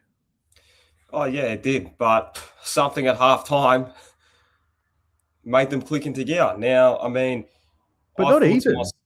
Not as in, like, yes, of course, but 5 or 10 minutes into the third quarter, it was still pretty grim. It was. But, again, like, I thought that Brisbane might have put the foot off the pedal. They probably thought, we've got the game won. They're not going to come back. And then we just went absolutely off in that third quarter. And then I'm like, all right, 3/4 time, Fagan's going to give them an absolute spray. And they're going to come out in the fourth quarter and kick 10 to 12 goals, like how Sydney did against us. But we kept on fighting on, and we kept, we lost by 11 points in the end, and we could have pinched it. But again, you can't rely on teams to go ahead by 30, 49 points and just expect that, we can play like that and win games. Like, you probably can, but you can't do that every week. You can't hope for that to happen every week. And again, and the Carlton did not deserve to win the game tonight. I think when you allow a team to get up by 40 or more, most of the time you lose the game, unless you're Carlton. Yeah. So I know we've done it before, but like I said earlier in the show, like, we were down by 46 a few years ago and came back and won the game with a kick after the siren. Yeah. Once it got to 49, it's like we're never winning this game. Nah. But do you put that performance on? What do you put it? Do you put it on the coach, or do you put it on the players? Look, a bit of both. Just like the losses are on the coach and the players. I think.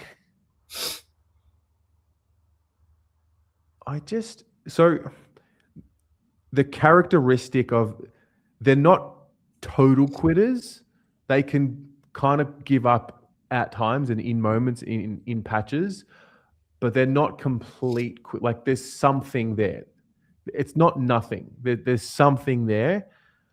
I do think it's time for a refresh of direction and voice, and I think it has gotten a little stale, and I still think all of those things, but there is something there, and who knows what the instructions were. But one thing's for sure, they stopped thinking and they just started going, and they started playing on instinct more and more in that second half. And yeah. Do you think a new fresh voice will make them, play like that? I mean, you're going to get a sugar hit either way, but I'm talking about like consistently for long term, because short term, we could go 8-2 or 10-0, but knowing this team, we went 8-2 one year, and we all know how that ended in the end. Yeah. But look, we're a really interesting club because any form of momentum is amplified because of the size of the club and the fan base and the noise and all of that. So when it's good, we can make it even better than what it really is. And when it's bad, we can make it even worse than what it really is. So, I mean, Melbourne and Port Adelaide get looked at this year. They changed their coach, changed direction. And, that 9 rounds in, they look pretty fresh, and they're putting in some pretty strong performances. We'll be the same next year, I have no doubt, with a fresh voice, and no doubt about that. My thing is, for the next couple of months, we just can't lose sight of what really needs to change at this club.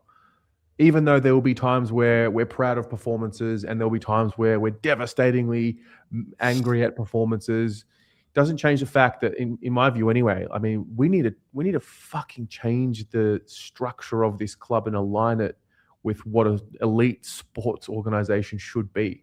We have the best infrastructure, some of the best infrastructure in the competition, and we play the way we play with this inconsistency and this, like, we just like invite pressure on the field, off the field. We're just So I think we can't lose sight of what needs to change. So what changes that? Is it just the coach or is it everything? Well, the coach, add more experience, add, more better, good people, coaches into the coaching group, development coaches. The board's got to get a better balance. We need more sport administrators on there. Did you know that the only 2 sports-related people on the board since 2014 are Diesel Williams and Chris Judd? That's it. There hasn't been any other elite sport people on the board. Like just out of balance. So let's just get it right. I don't believe in a spill and everyone loses their job and you change everything. I just think we just need a better balance across the whole club. You need alignment from top to bottom, and we don't have that at the moment. No, we don't. But look, as Wiedering loves to say, we need to find a purpose. What that purpose is, I don't know. What is our purpose over the next how many months? What is our purpose? Our purpose is to find our purpose, which is what we were doing at the end of round 15 last year. Yeah, just play youth. Hopefully, get games into them, and I guess play like that. And it fills a lot of people with confidence and hope. But I just hope that, because we need a fresh voice, and I just hope that, if we play like that consistently but yet lose games, the club doesn't see that as a positive sign to keep Voss on. I don't think it will. I don't think they will keep him. But I think we also need to have a club that is ready to win, because what we clearly saw was when we started winning, we also didn't know how to handle that as a club, which is why it only lasted for 12 months. We lost our heads. Everyone. I mean, we started winning games and it turned from, oh my God, I'm so grateful to be winning games, to fuck on board, or, is this team better than the 1995 Premiership team? Like, or it was, we won by 60, should have been 80. Like, I'm talking about every single aspect of the club, not just one. I mean, we won, 2 games in a row, Port Adelaide and Essendon and Richmond. We've won 3 games in the past, how many games? 12, 13 games? That's terrible. Like, as Max Gawn said after the St Kilda loss, is that they need to learn how to win. We need to learn how to start winning again. Yeah. It's all good and perfect if you're going to play absolutely brilliant, like how we did tonight in that second half. But if you're not going to win, then what does it mean? Nothing. Yeah. I mean, if you play like that next week and if you win, then all right, good. That's a start. But will we? I don't know what Carlton's going to rock up next week. I know what Collingwood will do, Geelong. You just don't know what we're going to do, But just another thing, if you look at, I don't know if you looked at Ainsworth and Haywood's heat maps today, but if you look at their heat maps, there's a reason why as to how they had a massive impact today. It's because predominantly they played in their position and in their spot. Forwards over the last few years who have been perceived as damaging forwards, I think. And don't forget, prior to 2025, we wanted them in 2024. And if they're not going to play like that every single week, but if you just allow them to play to their strengths and just leave them there, you're going to get, similar performances from them too.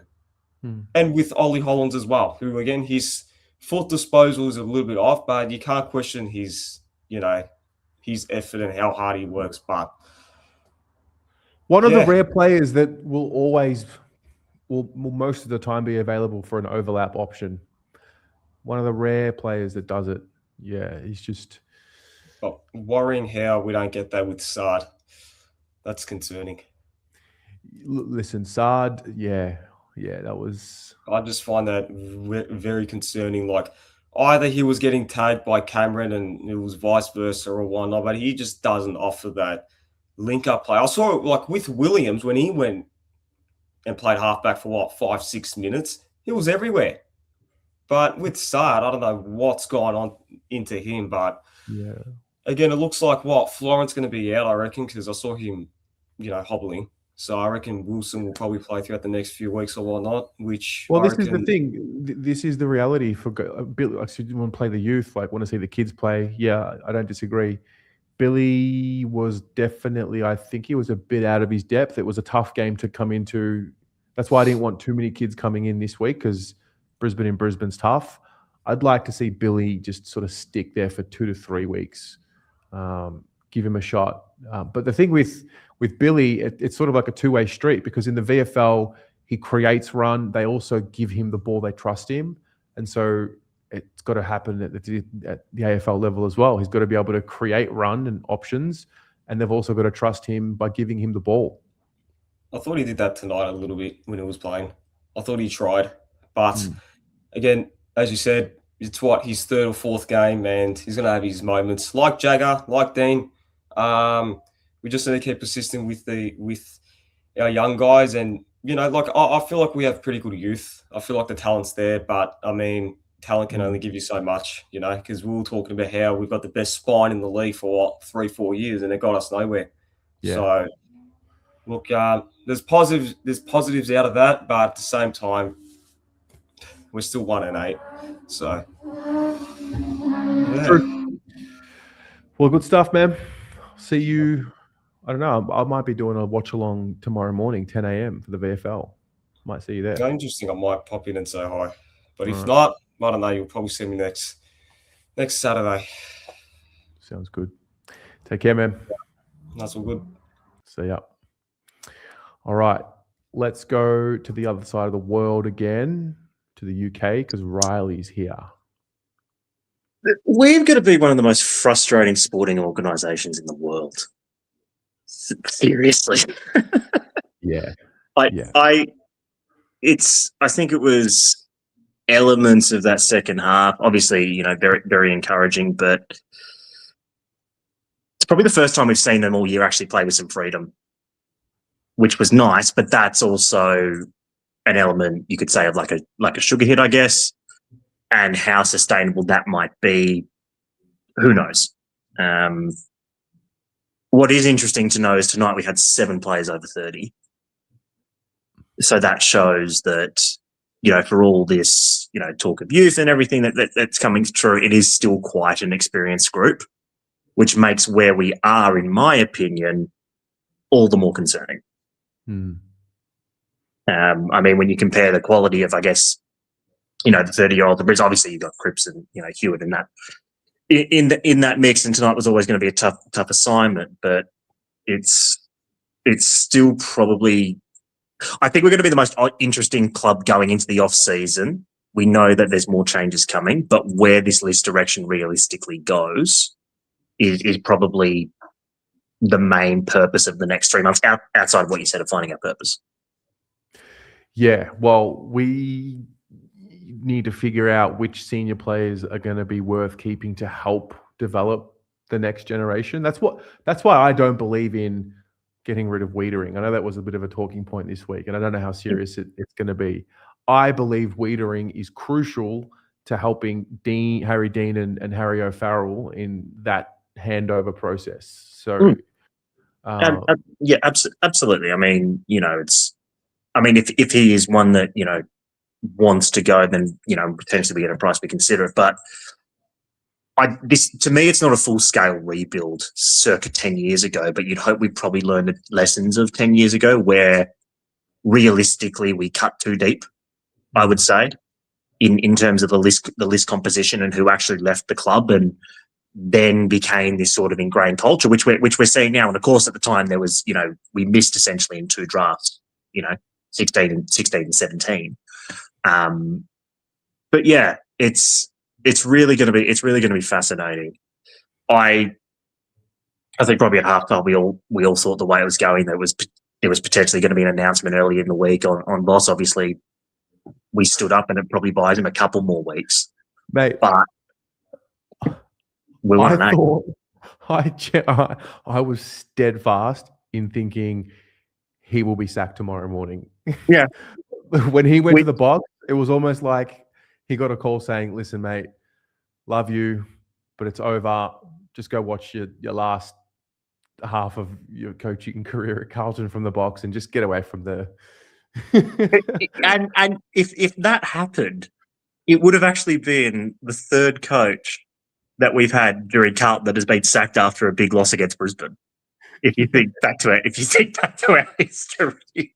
But no, I mean, if we're talking positives, I think, in the last few weeks, some of the recruits we brought in, obviously Ainsworth and Haywood, have really started to stand up. I mean, Ollie Florett, before he got injured, I think he's had a really good month as well. So I think they're bringing what we probably hoped and expected. I think we are just a wildly inconsistent team that generally doesn't quit, but has incredible mental frailties. And as soon as there's an ounce of opposition pressure on, the weight of the world, you can just see it come on their shoulders, and it collectively crumbles. So the next administration and the next iteration of that football department have an enormous job to do to banish that, because that's not easy. For some of these blokes, that's a decade almost outside of 12 months in 2023. Yeah, it's just. Are you more glass half empty or glass half full after tonight, though? Because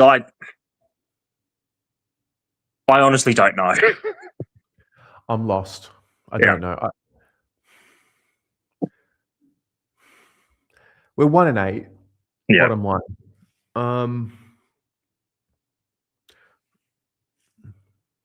I think because it happened in the second half, the better passages of play. That's it's the recency bias. Should never have been down by 49, bottom line. And it's just unacceptable to know that you have what they had in them in the second half and to not have any of that displayed in the first half is unacceptable. Mm-hmm. I felt excitement.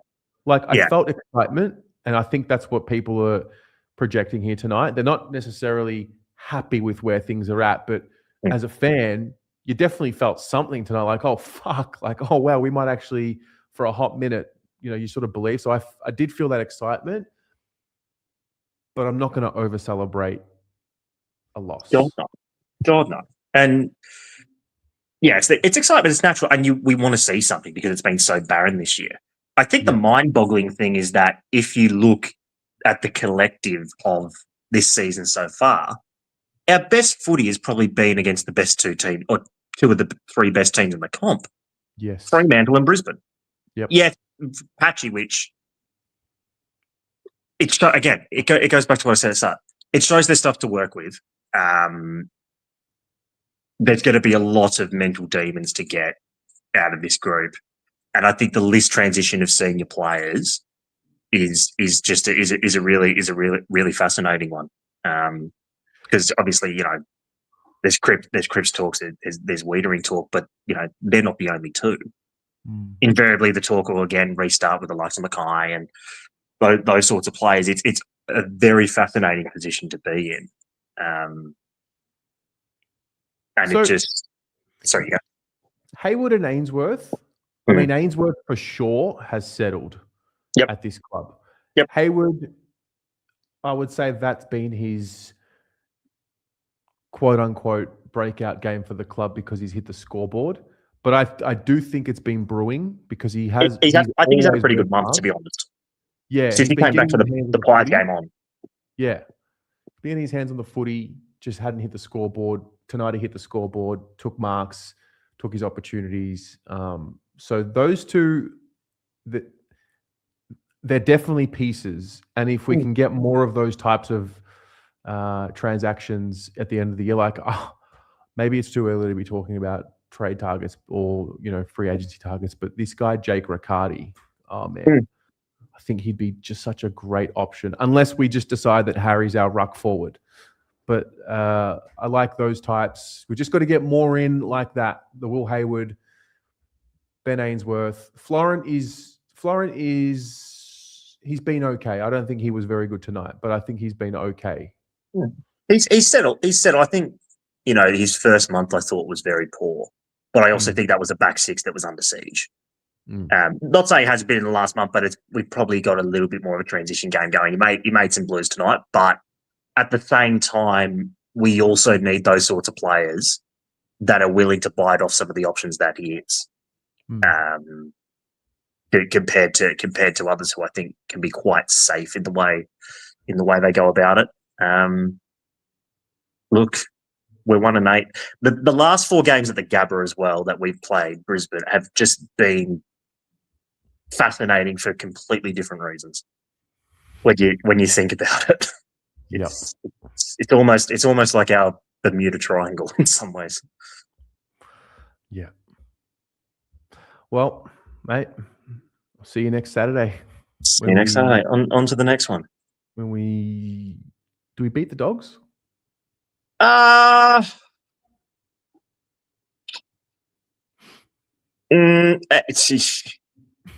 think we can, but I also go in thinking we can beat 90% of teams. Yeah, I think it will be one of those games where it will play out very similarly to the way it played out last year, probably. Yeah, where it's tight, their midfield gets on top late. I think what probably helps. I mean, they got over the line tonight. Yeah. I think what probably helps is that obviously you don't have Darcy down there, so they're still a little bit depleted. But yeah, it'll be tight. Well, we shall see. Thanks see. For calling in, man. Go Blues. Go Blues. I'm just looking here. Can someone? I'm on Fan Footy. It says here that Tim English had a head clash with Matthew Kennedy in quarter 4 and saw him come off for assessment. Did he have concussion? Is Tim English injured?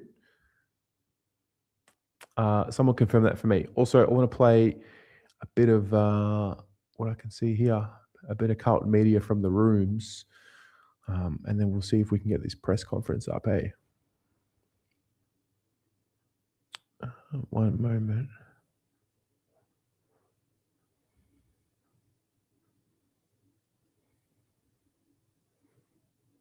Thanks for joining us, Cooper. That one hurts. Talk us a bit through the momentum swings and your key takeaways from the game. Yeah, look, you're sitting both sides of the fence. Thought we did play great in the first half, but there's a spirit in this group, and I thought we never gave up, and we played some of our best footy that second half. So for us, we know what it is. We've just got to do it for longer.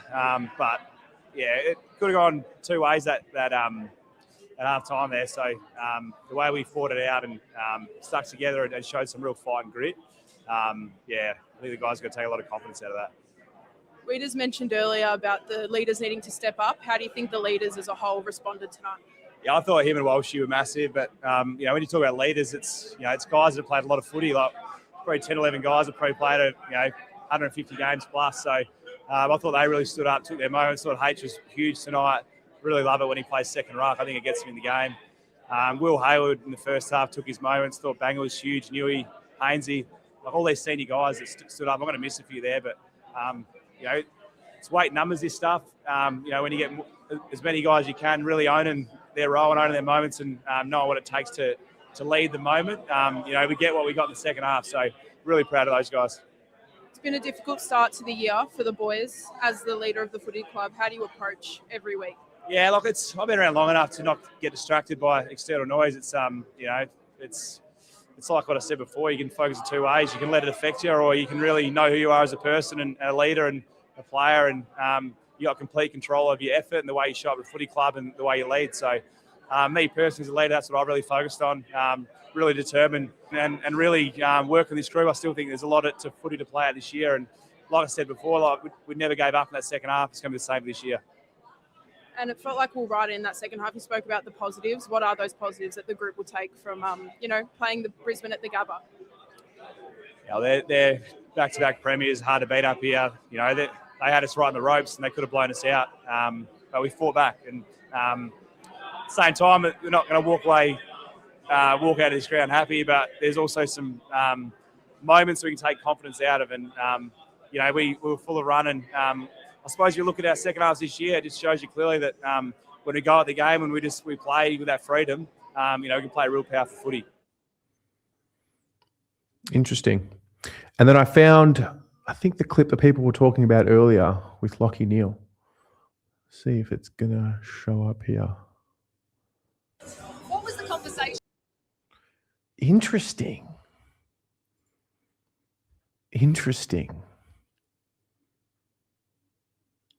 What do you make of that?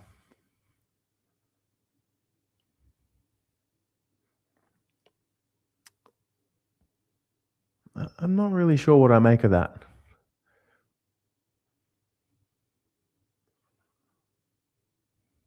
All right.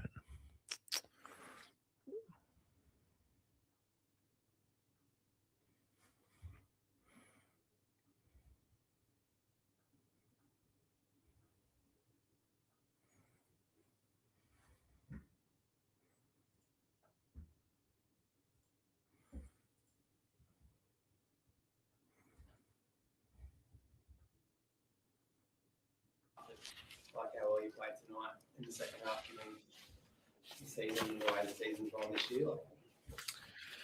Yeah, it's look. Yeah, I think it highlights the capacity that's in the group, but it's also a familiar narrative in that the game asks you to play for longer, and we're playing against the reigning premiers. It's they're a very good football team, but they tried to take the game away early from us. Obviously did a great job of doing that. Asked for a response quite forcefully at half time, and to the boys' credit, they come out fighting and probably quite go all their way in the first few minutes of the third quarter. So could be forgiven for thinking, oh, that's just not us for today, and we fought. So which was pleasing, and whether we're a chance to win or not, that's really hard to say. But it always sort of felt like we were that one goal off it from, sort of really asking the question. I was steady with obviously Neil kicking that goal, and that was probably the difference in the end. I want to say let's say 3/4 time when it was, I think 20 points. No, it was. I mean, what you could tell was, certainly from after half time, you could definitely see there was a confidence growing within the group. It seemed like all those sort of little battles that were starting to win, they were losing in the first quarter. Some of the connections for the ball that were missing, were making. I think we finished with, correct me if I'm wrong, about 20 marks inside 50. Didn't look like it in the first half. We got field position. We kept the ball in our half. Like all the things that we want to be building our game on the back of were certainly evident and challenged a very good football team. And we probably utilised their drop in intensity to pick up our own. And that sort of gave us the confidence to be able to finish out the game the way that we did. But we've still got to be better than, playing a half of football. We've got to put more time together than that. A few tactical changes at half time, like a bit of personnel. Do you feel like just to change that clearance battle? Yeah, a little bit. I mean, the big difference in the end was, they've had 10 shots on goal from centre square bounce, kicked 3-7. We were pretty handy ourselves, kicked 2-4. So that was a really good battle between the midfield. I thought, clearly, Cripper, Walshy, Jagger spent more time through the middle of the ground. Second half was really good. So we walk out of the game and get further clarity on what we need to keep producing. But we sort of walk away disappointed. And I just don't, at the same time, we can't be, we acknowledge the fight, but we can't be comfortable in mediocrity. We've got to have higher standards of ourselves than that. And we'll continue to find out what that looks like for us so we can replicate this more often. I was going to ask, like, what's the overriding feeling? Like you come away feeling like there's something to take, but like you say, you don't want to be happy with that. No, we're not. We walk away very much not happy with that. And, we've put ourselves in positions at most games to win, but I'm sort of also sick of saying that. So, we've got to find those few more moments in a game. And I think the guys get some genuine confidence off what they've been able to do. But the next week's a different challenge. It's not, doesn't present itself the same way. So we've got to utilise that momentum that we're able to get in the second half, and obviously take it into the next game that we play. So how important is next week's game, given how well you finished? Because you've been sort of trying to spend the other way around this year. And that, I guess, so that would be more fairly telling, I guess, about what you've learned. Well, and I don't coach for my job. I coach for building a culture, and hopefully by the time I leave here, is that we've got winning behaviours and understand clearly what that looks like. We clearly understand what that looks like when we meet them, and we clearly understand what that looks like when we don't. And I coach to create an environment that enables that to happen.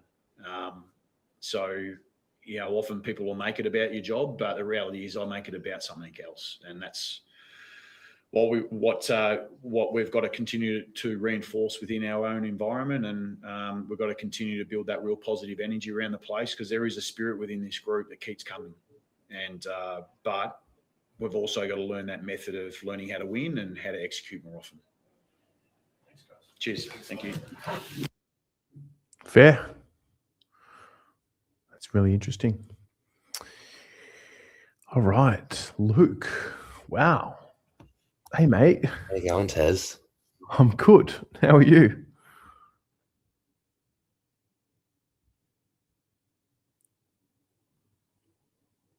Wait, I can't hear you. Wait, I can't hear you. I could hear you, and then I could hear you, and then it just stopped. Hang on. What the hell happened there? Hang on. You're back. You there? I'm there. Am I there? Yep. Mate. I have never followed a sporting organisation that has been so stringent on their own brand of play on the field, no matter how many times they've been banged in the head to change or mould. You can even look at the stats today. I think we still had that high half forward role that Hayward was playing, even though he sat a bit deeper. We still had Ollie Hollins, who, by the way, just like backing him in to be that transition player. Like, we still had those pieces in place and it worked. But the problem, as Voss said, was just we were chasing them and we were on the back foot. And especially with what Cripps just said before, I've never seen a group of boys be so stringent and can die on this hill and say that they believe in the brand that they play. Yeah.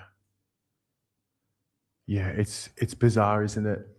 It's bizarre. Even the way they got beaten up around the ball in the first half, which was really the way that the team was selected. It was our strength. The ability to win the ball, the contested midfielders that were in there, we got completely dominated. And then just all of a sudden to watch them handballing forward and running forward of Cripps and him giving first option straight away. And then, I don't know. Jen came on earlier and said it's an egg-shaped ball and you never know the way it's going to bounce. And I think there's just something in that. Whenever this team does become good, it's never just going to be so straightforward, is it? I've always said that space is Carlton's biggest enemy. and she's right. The egg-shaped ball, you never know which way it's going to bounce. And you'll see it a lot of times. I think Harry had this weird play where he got the ball from the contest out of the ruck and he handballed it to Wilson, who was in traffic, and that led to another score. But, I mean, we've put ourselves in that position where we do have to wait for those split moments to even get hands on the ball as well. And that's when open play becomes our worst enemy. But it's crazy how most of our best players, we had so much space on the field. Yeah. Yeah. It's bizarre, man.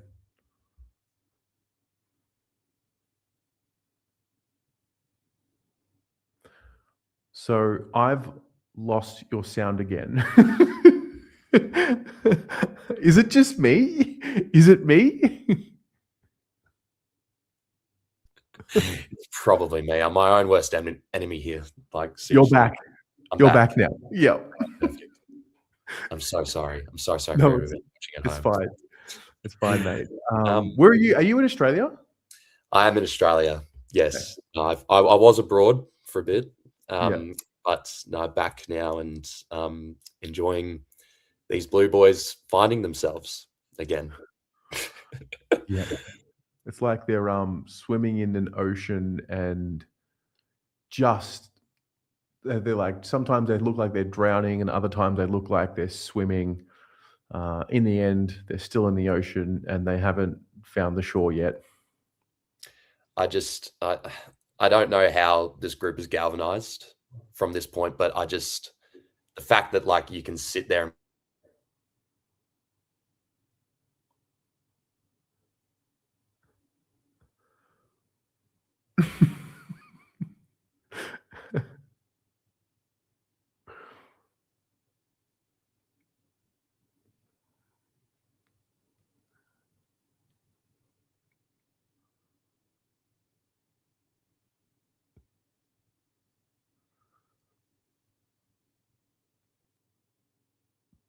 And I don't know if I'll ever see it again, but that was. I hope we do see the good times. I hope we're not waiting another 10 years to make our next final series. We'll be here. Yeah. Tez, good to hear from you. Great to see you. See you. No, thanks for calling in, man. I will see you next week. Go Blues. That was fascinating. There was an interview pre-game with Chris Davies, which I want to play. It was on 3AW. Because there's an update here on Elijah Hollins, among other things, I can only assume. We're very fortunate when the club give us great access to their talent, and the person we've got on the boundary line right now is Carlton's GM of Footy, Chris Davies. Good evening, Chris. Talent might be a stretch, Jimmy, but I'm happy to be here. You are a talent, Chris. We wish you all the best tonight. Look, we're going to jump straight into it. There's lots to get through. First and foremost, the findings have been handed down from the AFL. In your eyes and Carlton Football Club, is the Elijah Hollins investigation closed? I mean, from our perspective, at an AFL sense, yes. The AFL have handed down what they have. We've made the decision to move on in order to move on for our people, really. So, yeah, AFL-wise, absolutely. I got the sense, Chris, good evening to you, that from the statement from the club that they weren't particularly happy with the findings of the AFL. Would that be accurate? Not necessarily, Sam. I think it was more, our statement was more about supporting the people involved. And I'm thankful from the department's perspective that both Rob Priestley, our president, and Graham Wright, our CEO, were really clear in supporting the medical team on the day and in wanting to support the department more broadly into the future. So I guess, Chris, and I'm sure you would have had this question a million times in your head over the last 2.5 weeks, but the question that every footy fan, every Carlton fan seems to want to know the answer to is, did anyone notice something wrong with Elijah before the game? Well, I think, Sam, with absolute respect to you asking that question, the club's been really clear in the want to move on, and I accept that you want to know the answer to that. The club's position has been clear from that point on, and that is that we don't have any more to add right now. We don't think it's appropriate to add any more, and on that basis, the group are going to try and move forward. Well, can I try one more? And it's not from finding out information regarding Carlton, but did you get information from the AFL that they had in the awareness from the ARC? Look, again, Jimmy, I appreciate the want for people to know the detail of it. I think both the AFL and the club have made the decision to say, let's move forward. There was a whole heap of information that is part of this that, were part of the AFL's discussions. And I don't think much of it is appropriate to reach the public domain, given the personal nature of some of the information. Well, with continuing the theme of moving forward, one of the AFL's things that they want in place is full-time psychologists to prevent this situation happening in the future. A number of coaches have come out and said the difficult nature of finding, firstly, the niche of finding a psychologist who fits perfectly into an AFL system, and then, of course, the cost. Is this going to be a difficult thing from your point of view, that you've got to add this to your football department, the cost, and then finding the right people?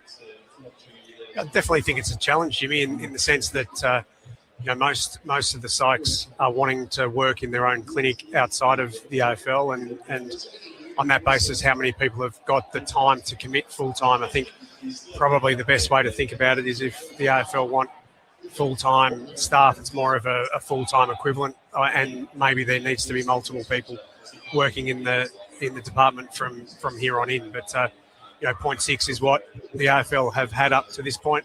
Clearly, that's going to change into the future, but I think it's a reasonable question you ask in terms of wanting the best people that you can possibly get, and those people generally, in my experience, 10 years worth of it, are wanting to do something else outside of footy as well. So how we balance those times, I guess, it will be the challenge into the future. Yep. Hey, Chris, Matthew Lloyd, good luck tonight. How does Michael Voss sell and explain to the board and you guys as head up of the football department the second halves? Because I know there's everyone listening at home, we don't get a great clear answers coming out of Carlton. We all have our views and thoughts on why it happens, but how does Michael himself explain it to you?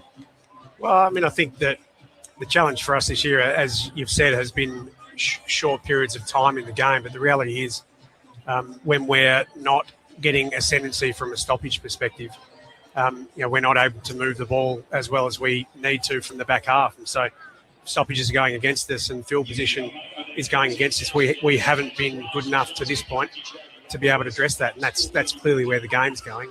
We need to continue to work on that. That's not just stoppage, because for the majority of the game, our stoppage stuff is going well, but there are periods of the game where it goes horribly, right? And we need to be better at fixing momentum there, but also swinging some new bodies through there. If the group can't get it done, then we've got to keep thinking about ways that we can skin that cat. But as I say, part of it is clearance, but I think a significant part is our transition game, and what that needs to be better. Chris, just further to Lloydie's point, there's a lot said about Carlton every single week. You're one of the big clubs, but do we have any of the narrative wrong about Carlton? Is there something that we're missing or we're not understanding, maybe age or profile, or you're doing something that we're just not picking up? Is any of the narrative wrong about the Blues? Which part of the narrative, Jimmy? There's a fair bit of narrative flying around, mate. You can ask me the specifics. Well, what bothers you the most then? What bothers me the most? Our transition game bothers me the most. So right now, as much as our club has been very good for a period of time at stoppage and clearance type stuff, we haven't got the transition game in order right now. Now, if you're talking about our list profile, clearly as a team that's 1-7, that's not where we want to be. And on that basis, you've got to be willing to be critical of every part of what you're doing. And, I accept that after 8 rounds, our performance hasn't been good enough. We've got to work for the remainder of the season to try and put some things in place for the future. Is the group devastated at the moment, Chris? I think that is one area where I've actually been amazingly, I guess, surprised at how well Michael has kept the group together through this period. I think certainly, that will be challenged ongoing if we're continuing to perform the way that we are. But I think Michael deserves great credit given where the team is at, that the team, are still having a decent amount of enjoyment about trying to get better, albeit the results haven't been where we want them to be. Do you need to make a decision on Michael before the season's out for a number for your current players, keeping players, selling the future of why players should stay at Carlton? Look, I think, Matthew, that will clearly be a discussion from the commentators. My role right here, right now, is to provide as much support to Michael as I possibly can for this game here, and he knows, he's a realist, that our performance needs to get better, and he's working really hard to get that done, and I give him great credit for his want to make our team better. Chris, as the NGA or the draft rules, the father-son, the fact that they brought them in, clubs were waiting, and then they happened, and they're happening pretty much straight away. Has it changed or sped up any plans there at Carlton? Well, as you say, Jimmy, I mean, we've got Cody Walker, who is committed to us, and we're certainly committed to him coming in.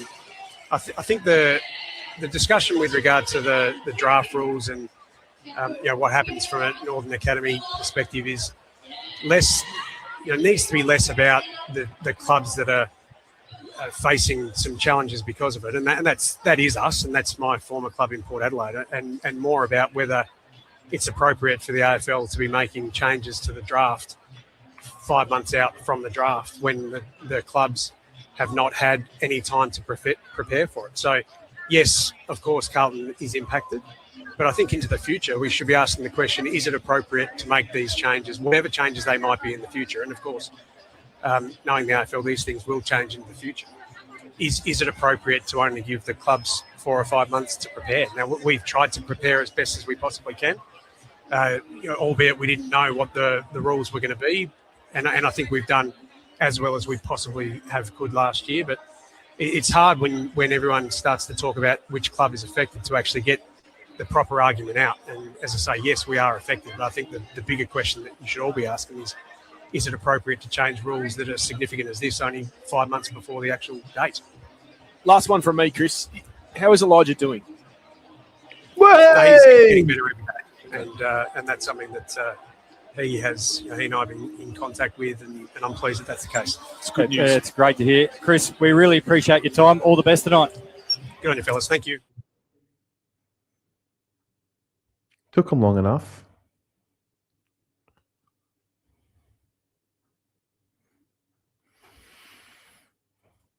Andy. Good evening. Good evening.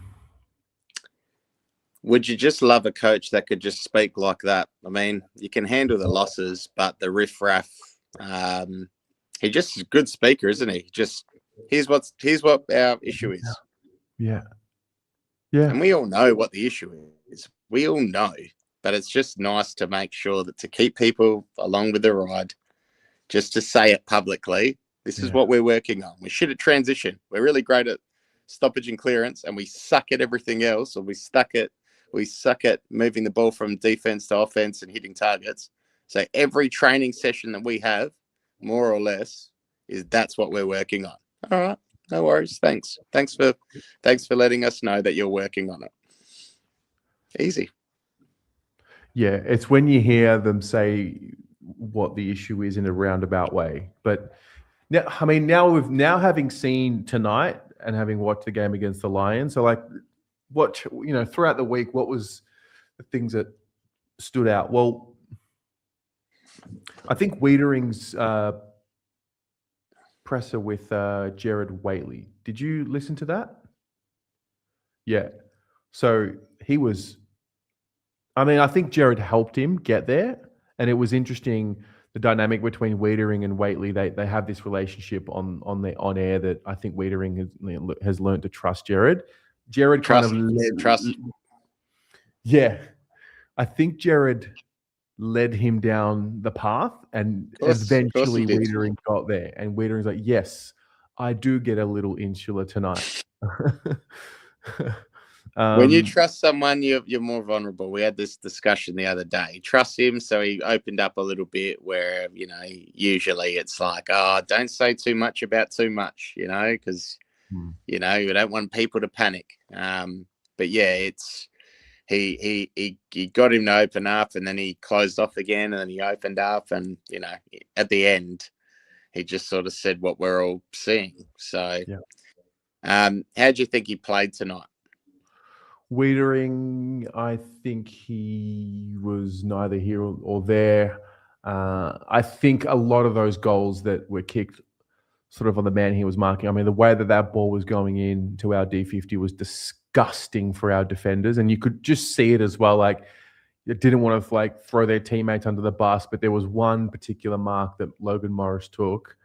And I think it was from a handball turnover further up the field. There was just no way that we were stopping that. Like, Zorko got the ball, bang, bang. Like, you cannot turn the ball over in certain areas of the ground against Brisbane at the Gabba.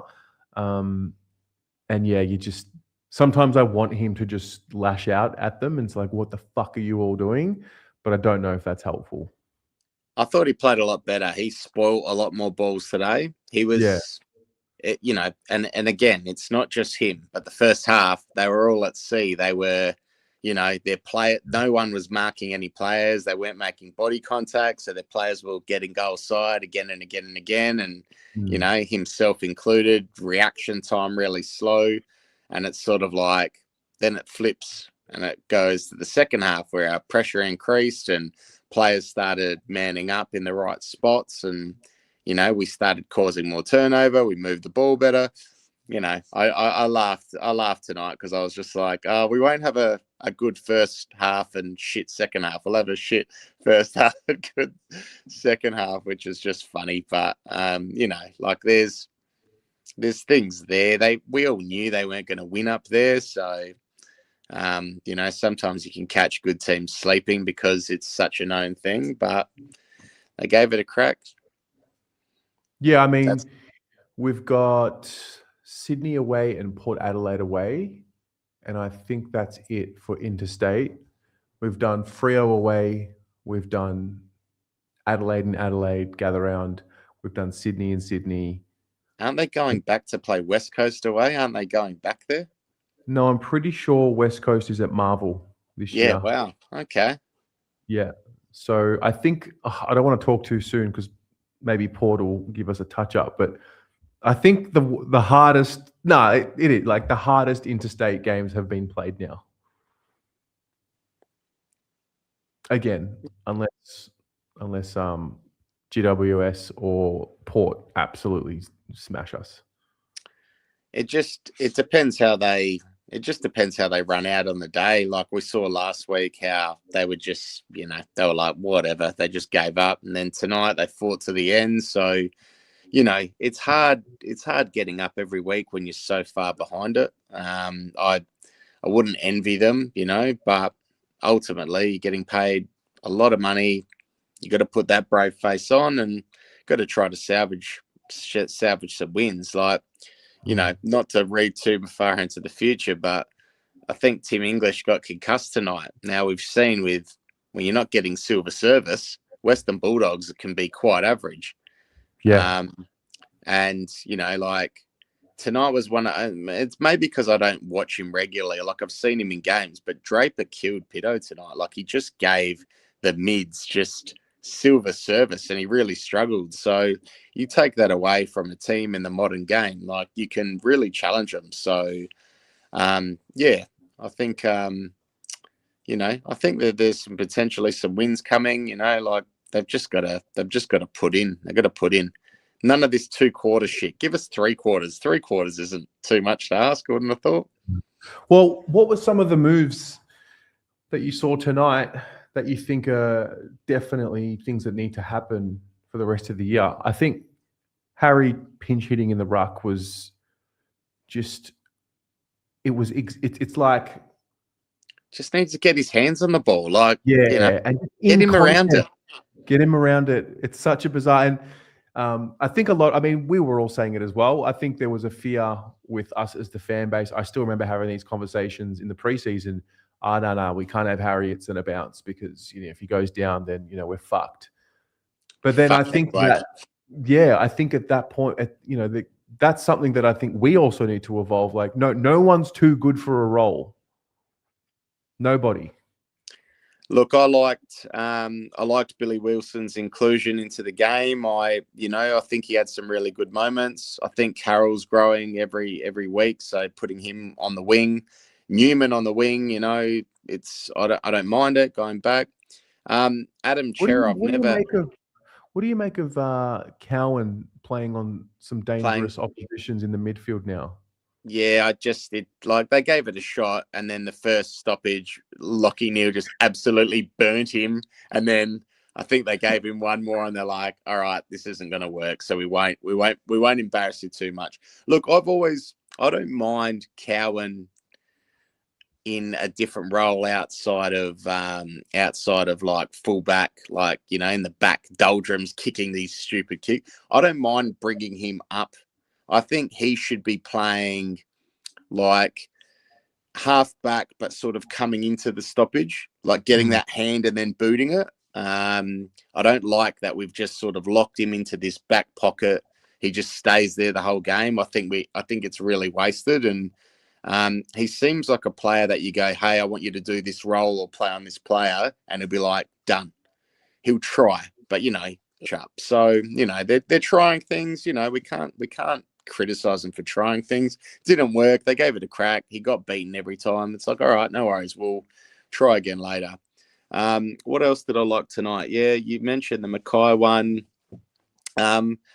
I know they've done this in the past, but he actually played better when they put Chera back.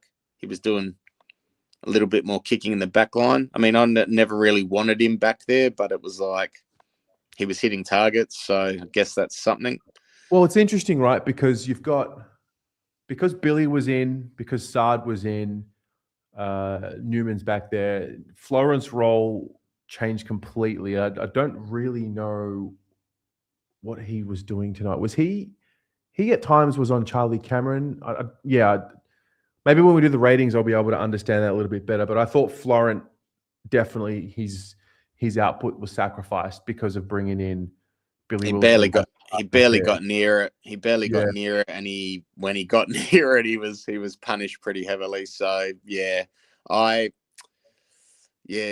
don't know. It's like when we say, don't play Hewitt, Cripps, Pitto, and Chera in the mid. It's the same when now I think with like don't play Saad, Florent, like don't play all the same sort of types. And some of the errors from Saad tonight, it's just he is who he is. But to me, we've looked better, I think, without him in the side. That last goal was just like, oh, dude, don't do that kind of shit at the end of the game. Like, you're running into three players, and it sucked for him. And he knew he's like, oh, I'm just trying to. Shattered. He was really shattered. But you know what, Terry? We want to see a bit of that. Like, if I made a mistake in a game, I'd be the same as well. Like, show us something. Show us that it really means something to you. So like that can help the fans. Like we want to see that you hate losing. But yeah, I think Hayward, really good game today. Was there something on Kemp's shoes, or did he wear a different type of leather tonight? Wow. They were talking about on the broadcast, like the one that McGovern ended up marking, like it'll go down as a goal assist. Yeah. But fuck me. It shouldn't. Yeah. He was I don't know, it seemed to get worse. He got the yips real bad tonight. Bad. And we've mentioned it before, but he's getting better every game. Like, his work rate is creating opportunities for himself. But then you got to reward yourself. Go kick a couple of goals. But when he's 35 meters in front, he is not kicking that goal. He I don't know. Like, I was looking at his ball drop. I'm like, his ball drop didn't look too bad, but then it just hits the side of his foot and it spirals out of control. And I was just like, man, I was watching under 16s at training tonight kick the football, and they were kicking him like from 50 out and didn't have too much trouble. And I'm like, oh, all you're doing is goal kicking practice. Surely you know how to kick 30 meters out by now. Next week, Marvel, Brody kicked 5 against the Dogs last year, I reckon, at Marvel. No wind. I mean, there wasn't any wind, I don't think, tonight anyway. But nah. Yeah. There's just something about, I think when Harry goes and does ruck duties, it like forces the defense to communicate that someone's going out, and it's a bit less predictable. But then when Harry gets back into the forward line, it forces the defense to have to organize and like switch players and those sorts of things. And so it just creates a little bit of chaos. I loved some of the lesser lights kicking into the forward line, like when we're on that run, like Matty Carroll, like we were finding ways not to kick goals in the first and second quarter. It was comical. Like they'd have 5 on 3 and they just need a hand pass at one more run into goal, and we're missing. And then in the third and fourth quarter, we were like finding all the reasons to kick goals. And like, there was a one passage of play, and it was a handball chain. Carroll got in the wing, and he's sort of on the wing, sort of going out, and then he just turns his body and he just laces out. I reckon it was Mackay, I think. And he's just kicked it low, straight to his hands. And I'm like, beautiful. You know, like that's what a footballer should be doing, is getting paid to do. And it's just like, we've got players that, you know, they're the lesser lights, but they get the simple things right more than wrong. Yeah. And then the high profiles are the ones that sort of get it more wrong. So yeah, there's a lot of sort of green shoot type shit that I was probably more enjoyed tonight. Yeah. You know what my favorite thing tonight, and this might, I don't know if it'll upset people, when they gave away that second free kick and Walsh just had enough. Loved it. I was like, I hope you kick. I was like, I hope you kick two. I hope you kick 2 goals, you little prick. I hope you kick 2 goals. You antagonise Ainsworth. You pump it. You kick the goal. You go get stuck into him. Someone retaliates and you get the free kick. It's like, that should be one of the rules that they change in the game. Like, don't start shit. So the league came out and said, if you raise your arm like that, they're not going to pay the free kick. He fucking dropped to his knees, Terry. It was a fucking bullshit call. And it was at a really tight moment of the game, and that's what killed it. And then they were carrying on. You could see someone said something, and Walsh was like, that's it. And I'm like, fucking well done, mate. Go fucking get stuck into him. So good. I'm like, we're going to lose anyway. Who cares? To go tell him he's a fucking asshole and rip him to the ground. And they all got stuck into him and he missed. So that was a good moment of the game. You know, I don't care to see a bit of fire like that, especially from people that usually don't start shit. I didn't mind it. They flew the flag a bit more tonight. They got around, like, people were, you know, sort of knocking our players around, and they sort of flew the flag a bit more. And I'm like, yeah, good, because we've seen it so much this year where they just sort of leave them out by their lonesome. And it was sort of good to see that tonight. So hopefully they can just, you know, we talk about what can they get right. You know, if it's not wins and losses, what else can they work around this year? And that's probably one thing. So stand up for your teammates. Someone messes with your teammate, do not let that happen. You know, like, stick up And for I think them. the supporters as well. I mean, obviously wins are the most important thing, but we also do want to feel like we're watching a team that is connected to one another. Otherwise, fans disconnect really quickly. But when you see things like that, that brings the fans back on board. You want to be proud of your club, even if they're not winning. And we're not proud at the moment because they're doing so many things wrong, especially that. And, you know, whenever they talk in these Carlton media videos, that what do they always say? Oh, we're a really tight-knit group. Fuck. What isn't it? Like, you're a tight-knit group.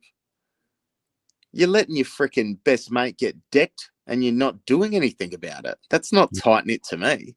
My best mate gets decked. I'm freaking, like, there's going to be pain for that person, you know, like, especially in the sporting game. So, yeah, you want to see it. I don't want to hear it. I want to see it, you know, like, don't let people get fucking belted and you just stand up and do nothing. So, just last thing before I finish, injuries tonight. They've said that there's none, but Williams did not look in a good way. And I think they said Florent was injured as well, but I didn't see anything. I thought Florent got a corky from the eye test, and I thought Williams just got a little sore. He sometimes gets a little injured, but he's not injured, you know? What do they call it on SEN? David King and Kane Corns, the LeBron files. He's like he's like number one in the LeBron files. It's him, Wiedering, McGovern. They all go down real easy. But yeah, he could barely stand in that last quarter, and he stayed on the ground. But yeah, did they play Wilson? Did they keep him off in the last quarter? So I'm just looking now. Wilson played. That would make sense. He played 49% game time. Yeah. Okay, that makes a lot more sense now. I mean, they benched him. Yeah, I guess. Yeah, maybe they're looking at trying to look after him. But yeah, one of the things I was talking about with my rallies earlier is that he'll probably get dropped now. And it's like, do not, if he's injured, fine, but do not drop him. Saad needs to go, and he needs to take Saad's spot. Simple as that. Start playing these guys He looked good. I thought he looked good. There was times he got caught, like whatever. They all did, you know. Jagger Smith was fucking hand passing it into, you know, medicine freaking hand passes tonight. But yeah, Wilson just looks like he just wants to go corridor, and that's the thing that we lack. So yeah, if he gets dropped next week, I'll be fucking pissed. So I really, really hope he's okay and he wasn't injured, but they haven't named him on the injury list, so hopefully he did all right. Well, I'm looking on X now. Tim English is definitely not playing next week. He definitely had a concussion. Isn't he like one concussion away from retirement, that guy? He's had quite a few. Yeah, it's a very serious issue. So, yeah. Especially no insurance at the moment with that kind of shit. I'd be be very, very careful if I was him. But all right, well, yeah, we'll look forward to next week. All right, Terry, I'm going to go to bed, mate. Good speaking to you. Mate. See you, mate. All right. Lucky last. We'll go back to the UK. Tony. Hello, Terry. How are we doing? We're good. We are, I think we're in better spirits because it ended on a positive-ish note, and we're not, dreading that we've blown a 49-point lead. But it's still a loss. So 100%. And that's what we can't forget. And I'm the last one, so I don't want to put a too dour note on the end because I know people are going to bed. But we did see some positives. Hayward with his best game. Ainsworth actually showing some fight. Showing some see you next Tuesday, which you've played competitive sports. You know that those types of players that you can get around that rally around that have that something about them. What amazes me is that people like Ainsworth, they have that natural ability, and they'll get up in people's faces and give it to Ashcroft.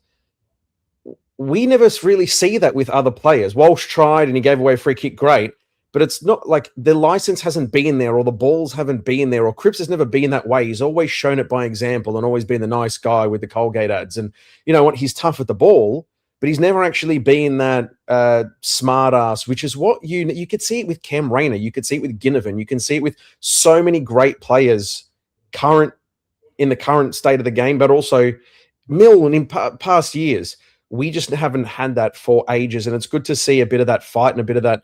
We did earn a bit of self-respect. What was it, 10 minutes in that third quarter, we're messaging, and it was like, I saw Davies on the bench, I swear, I'm like, this is it. He's gone back to the box to collect the notes and maybe burn his Carlton merchandise, and that's it. But this has probably bought him another week or two before Essendon. But look, we'll take the positives out of it. Harry, go run, mate. 22 possessions, wonderful to see. Like, getting him around the ball, give him some confidence. The work rate of Kemp, if we could extract that out and put that in everybody else without the poor kicking, we would see much better effort throughout the throughout the year and past years as well. I find that Jagger Smith had to, again, forward of centre. He was kicking a lot more. There wasn't just a lot of backward handball or just like, oh no, what do I do? Second week in a row, I think that we've seen him kick a lot more. Like, what do we have there? We had, where is he? 88% disposal efficiency, 16 uncontested possessions, 9 contested possessions, 4 score involvements for a Dower game. He did all right. Like, that's where we're looking at it going, okay, he's kicked a lot more. He had, what did he have? 234 meters gain. Not the best. We want, as a prime midfielder that he'll continue to develop, we want to get that to 400, 450, and the big games will be 600, 700. But look, we can at least take some positives. I really think, I thought Billy Wilson's career is over, but they gave him an extra year. He did have the hotspot to start the year, but you know what? He smashed the VFL. And I think with Sard, unfortunately, time to go back to West Coburg, inshallah, bro. That mistake at the end, as much as he was trying, just summed up like probably his last year, 18 months, and the club as a whole. But we can take some positive into the Dogs. Yes, they'll have some injuries, but is this just the rally, a last breath that they've shown to think, we've given a bit of it against Brisbane. Why is it that Carlton decide to turn up when the pressure isn't on? And we saw it the back half of last year. when the finals was over, when finals chance was over, hey, we started to play and started to have that freedom. And why does it have to be that we get to either there's nothing to play for, so they actually give a shit, or maybe Voss actually did something at halftime and he thought, throw the notes out and throw the laptop out and actually change a few things. Why does this club have to get to that point where there's nothing on the line, which is not what competitive sports is about? Yeah, well, I'm very careful to get excited now, and I'll tell you why. Because after last week, all I've been thinking about is the cycle of the month leading into the Essendon game in a few weeks. Because that's always been, just before the bye, that's always, not always, but over the last 5-6 years, that's been the game where it slices the club in half, and then on that Monday there's that press conference, and that's when the announcement happens. And so, yeah, let's just see what happens. I'm waiting. I don't want to get too high after this. We saw the lows of the lows last week. Doggies can tear us apart, and they get stuck at a Fremantle. They beat Brisbane earlier in the year, and they've had a fair few injuries, and they can still play a brand of football that will beat teams. They just got over the line against Port Adelaide, very luckily, because that ball was definitely out that Artie Jones had before that point. But yeah, we're naturally conditioned to be glass half empty at Carlton, and that's the way we have been. And we can't let this, what you'd call a terminal rally at the end of life, this little perk up, think, oh, okay, we're gonna this is all great now, because there is still structural and integral problems at the club that need to be sorted out. And unfortunately, things like the Elijah thing basically getting swept under, AFL investigation done. That's it. See you later. We're not going to talk about it anymore because we might be at risk of a WorkSafe claim. Typical AFL moves. So we still need to hold them accountable. We still need to be having conversations. We still need to be talking to people like yourself and doing things like this to make it to not forget, because we always like to, as you said earlier in the fan cams, when it's good, it's 10, 20, 30% better than what it actually is. And when it's bad, we absolutely put the boots in, which is, what we're being conditioned to be. But look, we'll take some positives, go into next week with the Dogs.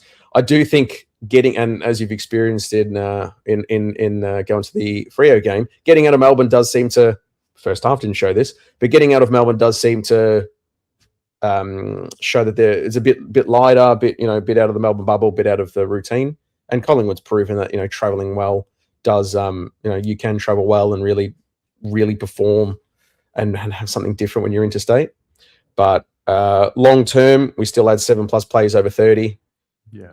We still had experienced players that dropped the ball. We're still missing 1 to 2 meter handballs. The handballs that go to ground, it's the one. Handballs that hit the ground before they find a teammate. Just how much longer are we going to be watching them do that? 1 to 2 meter handballs.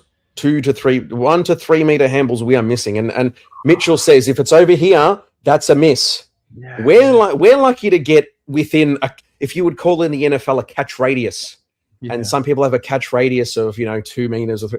We're lucky to get it within that sometimes. And there was a couple of times before that 5 or 6 goal run where Cripps had thrown Jagger into traffic on the far or on the bench side wing, far side wing, and thrown him into traffic. And it was just all Lions, just 4 or 5 Lions, and Cripps was the one to follow up. There was no other help, and this is when we can't forget that they gave up like they did last week. That was white flag again before. Yeah. And we also can't forget that the Lions were basically going in 50%. That's what a premiership team does. They were going at 50% effort, 50% capacity, and they still put, 14, 16, so still had 30 shots on goal and put 100 points on the board. And that's why I don't want to get too high on this. Oh, but what about the Dogs next week? I can't remember the last time we beat the Dogs. And their way of playing quick, fast handball transition will carve us up. And we've got a couple of injuries that we've come back from. So we'll take some positives, but the grand picture, what we can't forget is Lions were basically playing at 50, 60% effort. And we decided to actually turn it on 15 minutes to go in the third quarter when they switched off. Yeah. No, that's true. That's true. I don't think we can afford to lose sight of what's happening. Nothing's changing in the terms of change is coming. Right. It's happening. We have to embrace the change. And Carlton have basically screwed up the change for basically every regime for the best 25 years. But at some point, as we'll continue to discuss the issues of the club throughout the season, it has to break for the good or the bad. Something has to give. I still believe we've got Graham and we've still got Chris Davies there and some 2-point men in there as positives. But yeah, it needs to be a structural cancer that needs to be cut out of this club, wherever it may be. Yeah, I mean, Davies and Wright are good.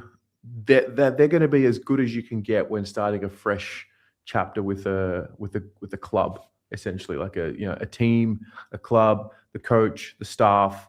But what happens above them is also needing to evolve as well, because the reality is this: the only two people who have been directors of this club and actual decision makers at this club, the only two of them in the last 12 years who have been football related is Chris Judd and Diesel Williams. Like, we need to make sure that this next wave of the Carlton Football Club in the next decade is run by people who know how to run elite sporting organizations.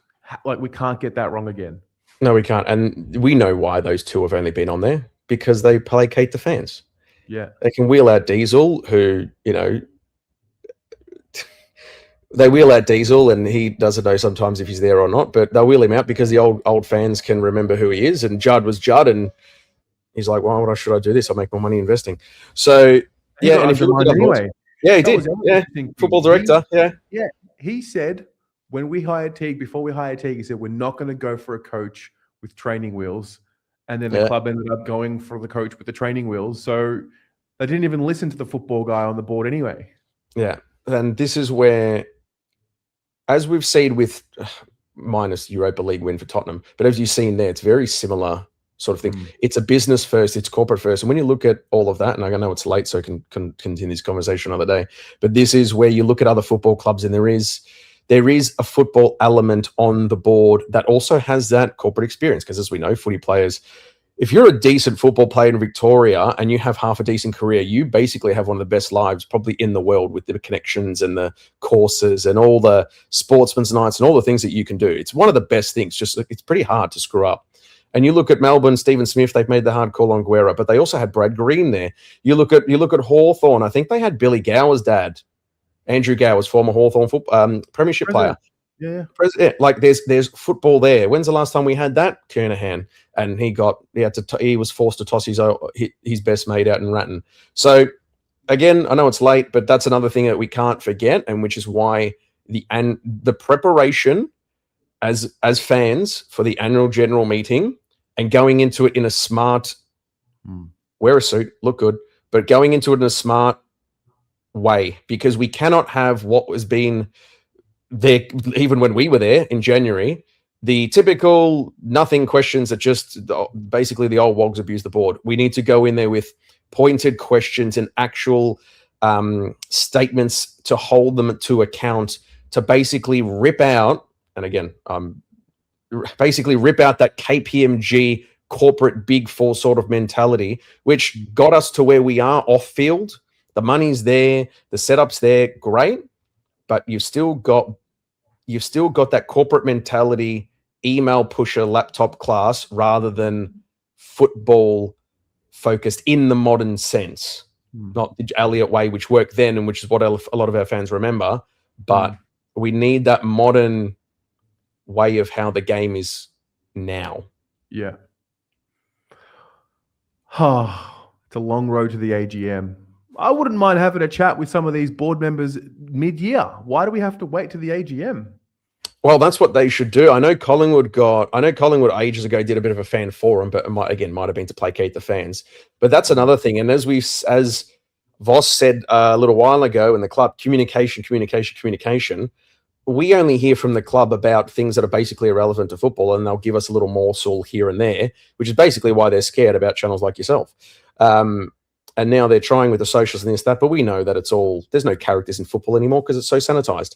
Well, so when we're going to hear, I tell you, I can just see it. This is when President comes on, when Voss is sacked and the direction is clear and he can sell the dream. Yep, hopium. That's what we're all about. And Not you know, when we can go before the action has happened, but textbook. yeah, we'll hear about it. Like that'll be, yep, okay, finally we've made the call on Voss. Yep, we gave him his 13 weeks. Now we can say to all you fans, we're not going to apologize because you're going to pay your money anyway because you're all rusted on like us. The bandwagoners will piss off and we'll get down to 80, 75,000, maybe even 70 if it's real bad. Then they'll come back on in a few years' time, just like always. I was there in 2002. I was there in 2004 when Favola was full back, and I'll keep using that story every time until we win a flag. But that's where we need to continue to hold them to account. I think, look, they should come out more, but again, they're all busy corporate at KPMG. He lives up in Sydney, old Mr. Priestley. So yeah, I wish and I would hope that there'd be more communication with the fans and members and actually treating us like humans who actually give their hard-earned and care about the club. And as much as money as they make on the pokies and all of that, they still made about 25 million off fans and membership and all of that, and they'll take a bake on that. So unless people are putting more money into the pokies, unfortunately, they're gonna cop another loss this year. So yeah, I wish we heard more about him, but you know this, we won't until the Brisbane Lions champion is sacked, and then they'll be able to sell the Hopium dream. Yep, cool. We can reset now. Hey fans, here's Ison, here's Byrne, here's all the kids again. Sayonara Assad, 20 out of contract players, and then we can spin up the headlines again and sell the hope for the next 3 to 4 years. So unfortunately, that's what we'll hear. It's very predictable, but hey, we love this club, don't we? Yes. And our love is monetized, and that's what's happening. Our love and our unwavering loyalty to sit here and unpack it at 17 past 1 in the morning and it's taken for granted. It is, and this is why I love your channel. I love what you're trying to do, and any other Carlton content creator that's trying to do that, to be able to get their story out, because a club like Carlton has always had the control. It's always been the big club. It's always been, this is our narrative and this is the way. And they are too old school to understand how this all works. Yeah. How the digital first, and we've seen it with Gary Lyon, and others, and they'll continue to, it's a very Australian thing to have the tall poppy syndrome, but they'll continue to deny, obfuscate that this is making an impact until they figure out how to monetize it or try and do it themselves. But again, this is the pulse. Watching the fan cams is the pulse of the club, and this is what the club are scared of, because they actually can't have that. When you think about it, they can't just have fans being able to positively or negatively talk about the club, because then it affects the marketing, affects the memberships, it affects all their reconciliation plans, this, that, everything they're trying to do. It affects all of that. Because if the average Carlton fan, and I'll leave on this, if the average Carlton fan actually goes into the website and reads the RAP, the reconciliation plan, if you look at the top 9 things that they want to do in terms of that 2022 to 2027 plan, it means bugger all to actually on field. It really does. It might create a cool thing to sell on socials. It might get a few more government grants. You might be able to get a bit more money for another addition to Princess Park. But in terms of on field, the on field doesn't matter. Very similar to Tottenham. But they'll say it matters because that's the product they're trying to push on us. But if Carlton had one flag like St Kilda, you think we'd have 100,000 members and 20 million in pokies a year and all of that? No chance. No way. So yeah, continue the fight, continue to hold them accountable. I look forward to speaking to you again, Terry, and onward we go to next week. Monday night. I'll be around. See you then, my friend. Go Blues. Hey, Terry. Go Blues. That was great. That was the chillest 3-hour stream after a game I think we've had. I think we'll leave it there. But that was great. That was a perfect way to end it. So where do we leave that? There was a bit of excitement in the way in which the team played in the second half, but overall you can't gloss over how bad it got, and they lost the game. Voss's presser I thought was good. He spoke, he said it the way that a lot of people have been saying it tonight. He said, we can't afford to accept that. That's, we're not going to be accepting mediocrity.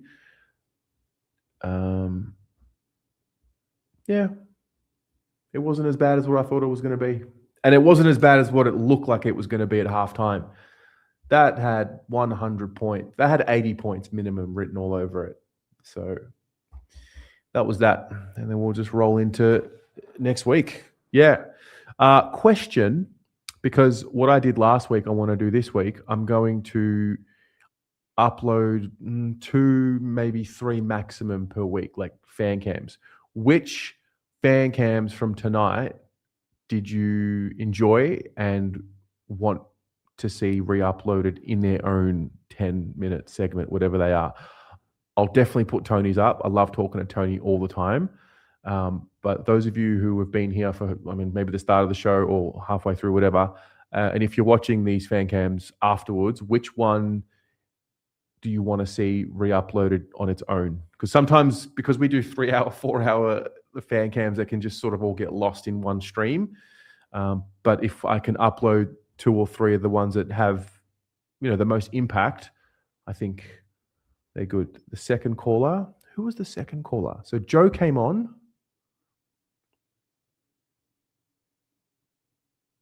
Fuck, was it BJ? Anyway, I'll go back. Second caller, Tony, OC, and second caller, OC. Who's OC? Okay. Joe, I just love talking to Joe because Joe and I have this amazing relationship where Joe can call in, say nothing, and I'll just laugh. And he gets me going. Joe thought we were going to win as well, by the way. He was texting me saying, this is it. And then he was like, never mind. And then he went back and said, no, actually, we are going to win. Yes, Jen. Jen's always a shining light. All right. I'll leave it there. I will leave it there. Thanks for tuning in, guys. That's the fan cams. Blues lose by 11. I will be up tomorrow. I'll get the review out. And then at 10 a.m., the VFL will be on. So we'll be doing a watch along for the VFL. So if you're up in the morning, get the review into you, and then we'll do the watch along for the VFL, and then get on with our day, and we'll go from there. Anyway, take care. Go Blues.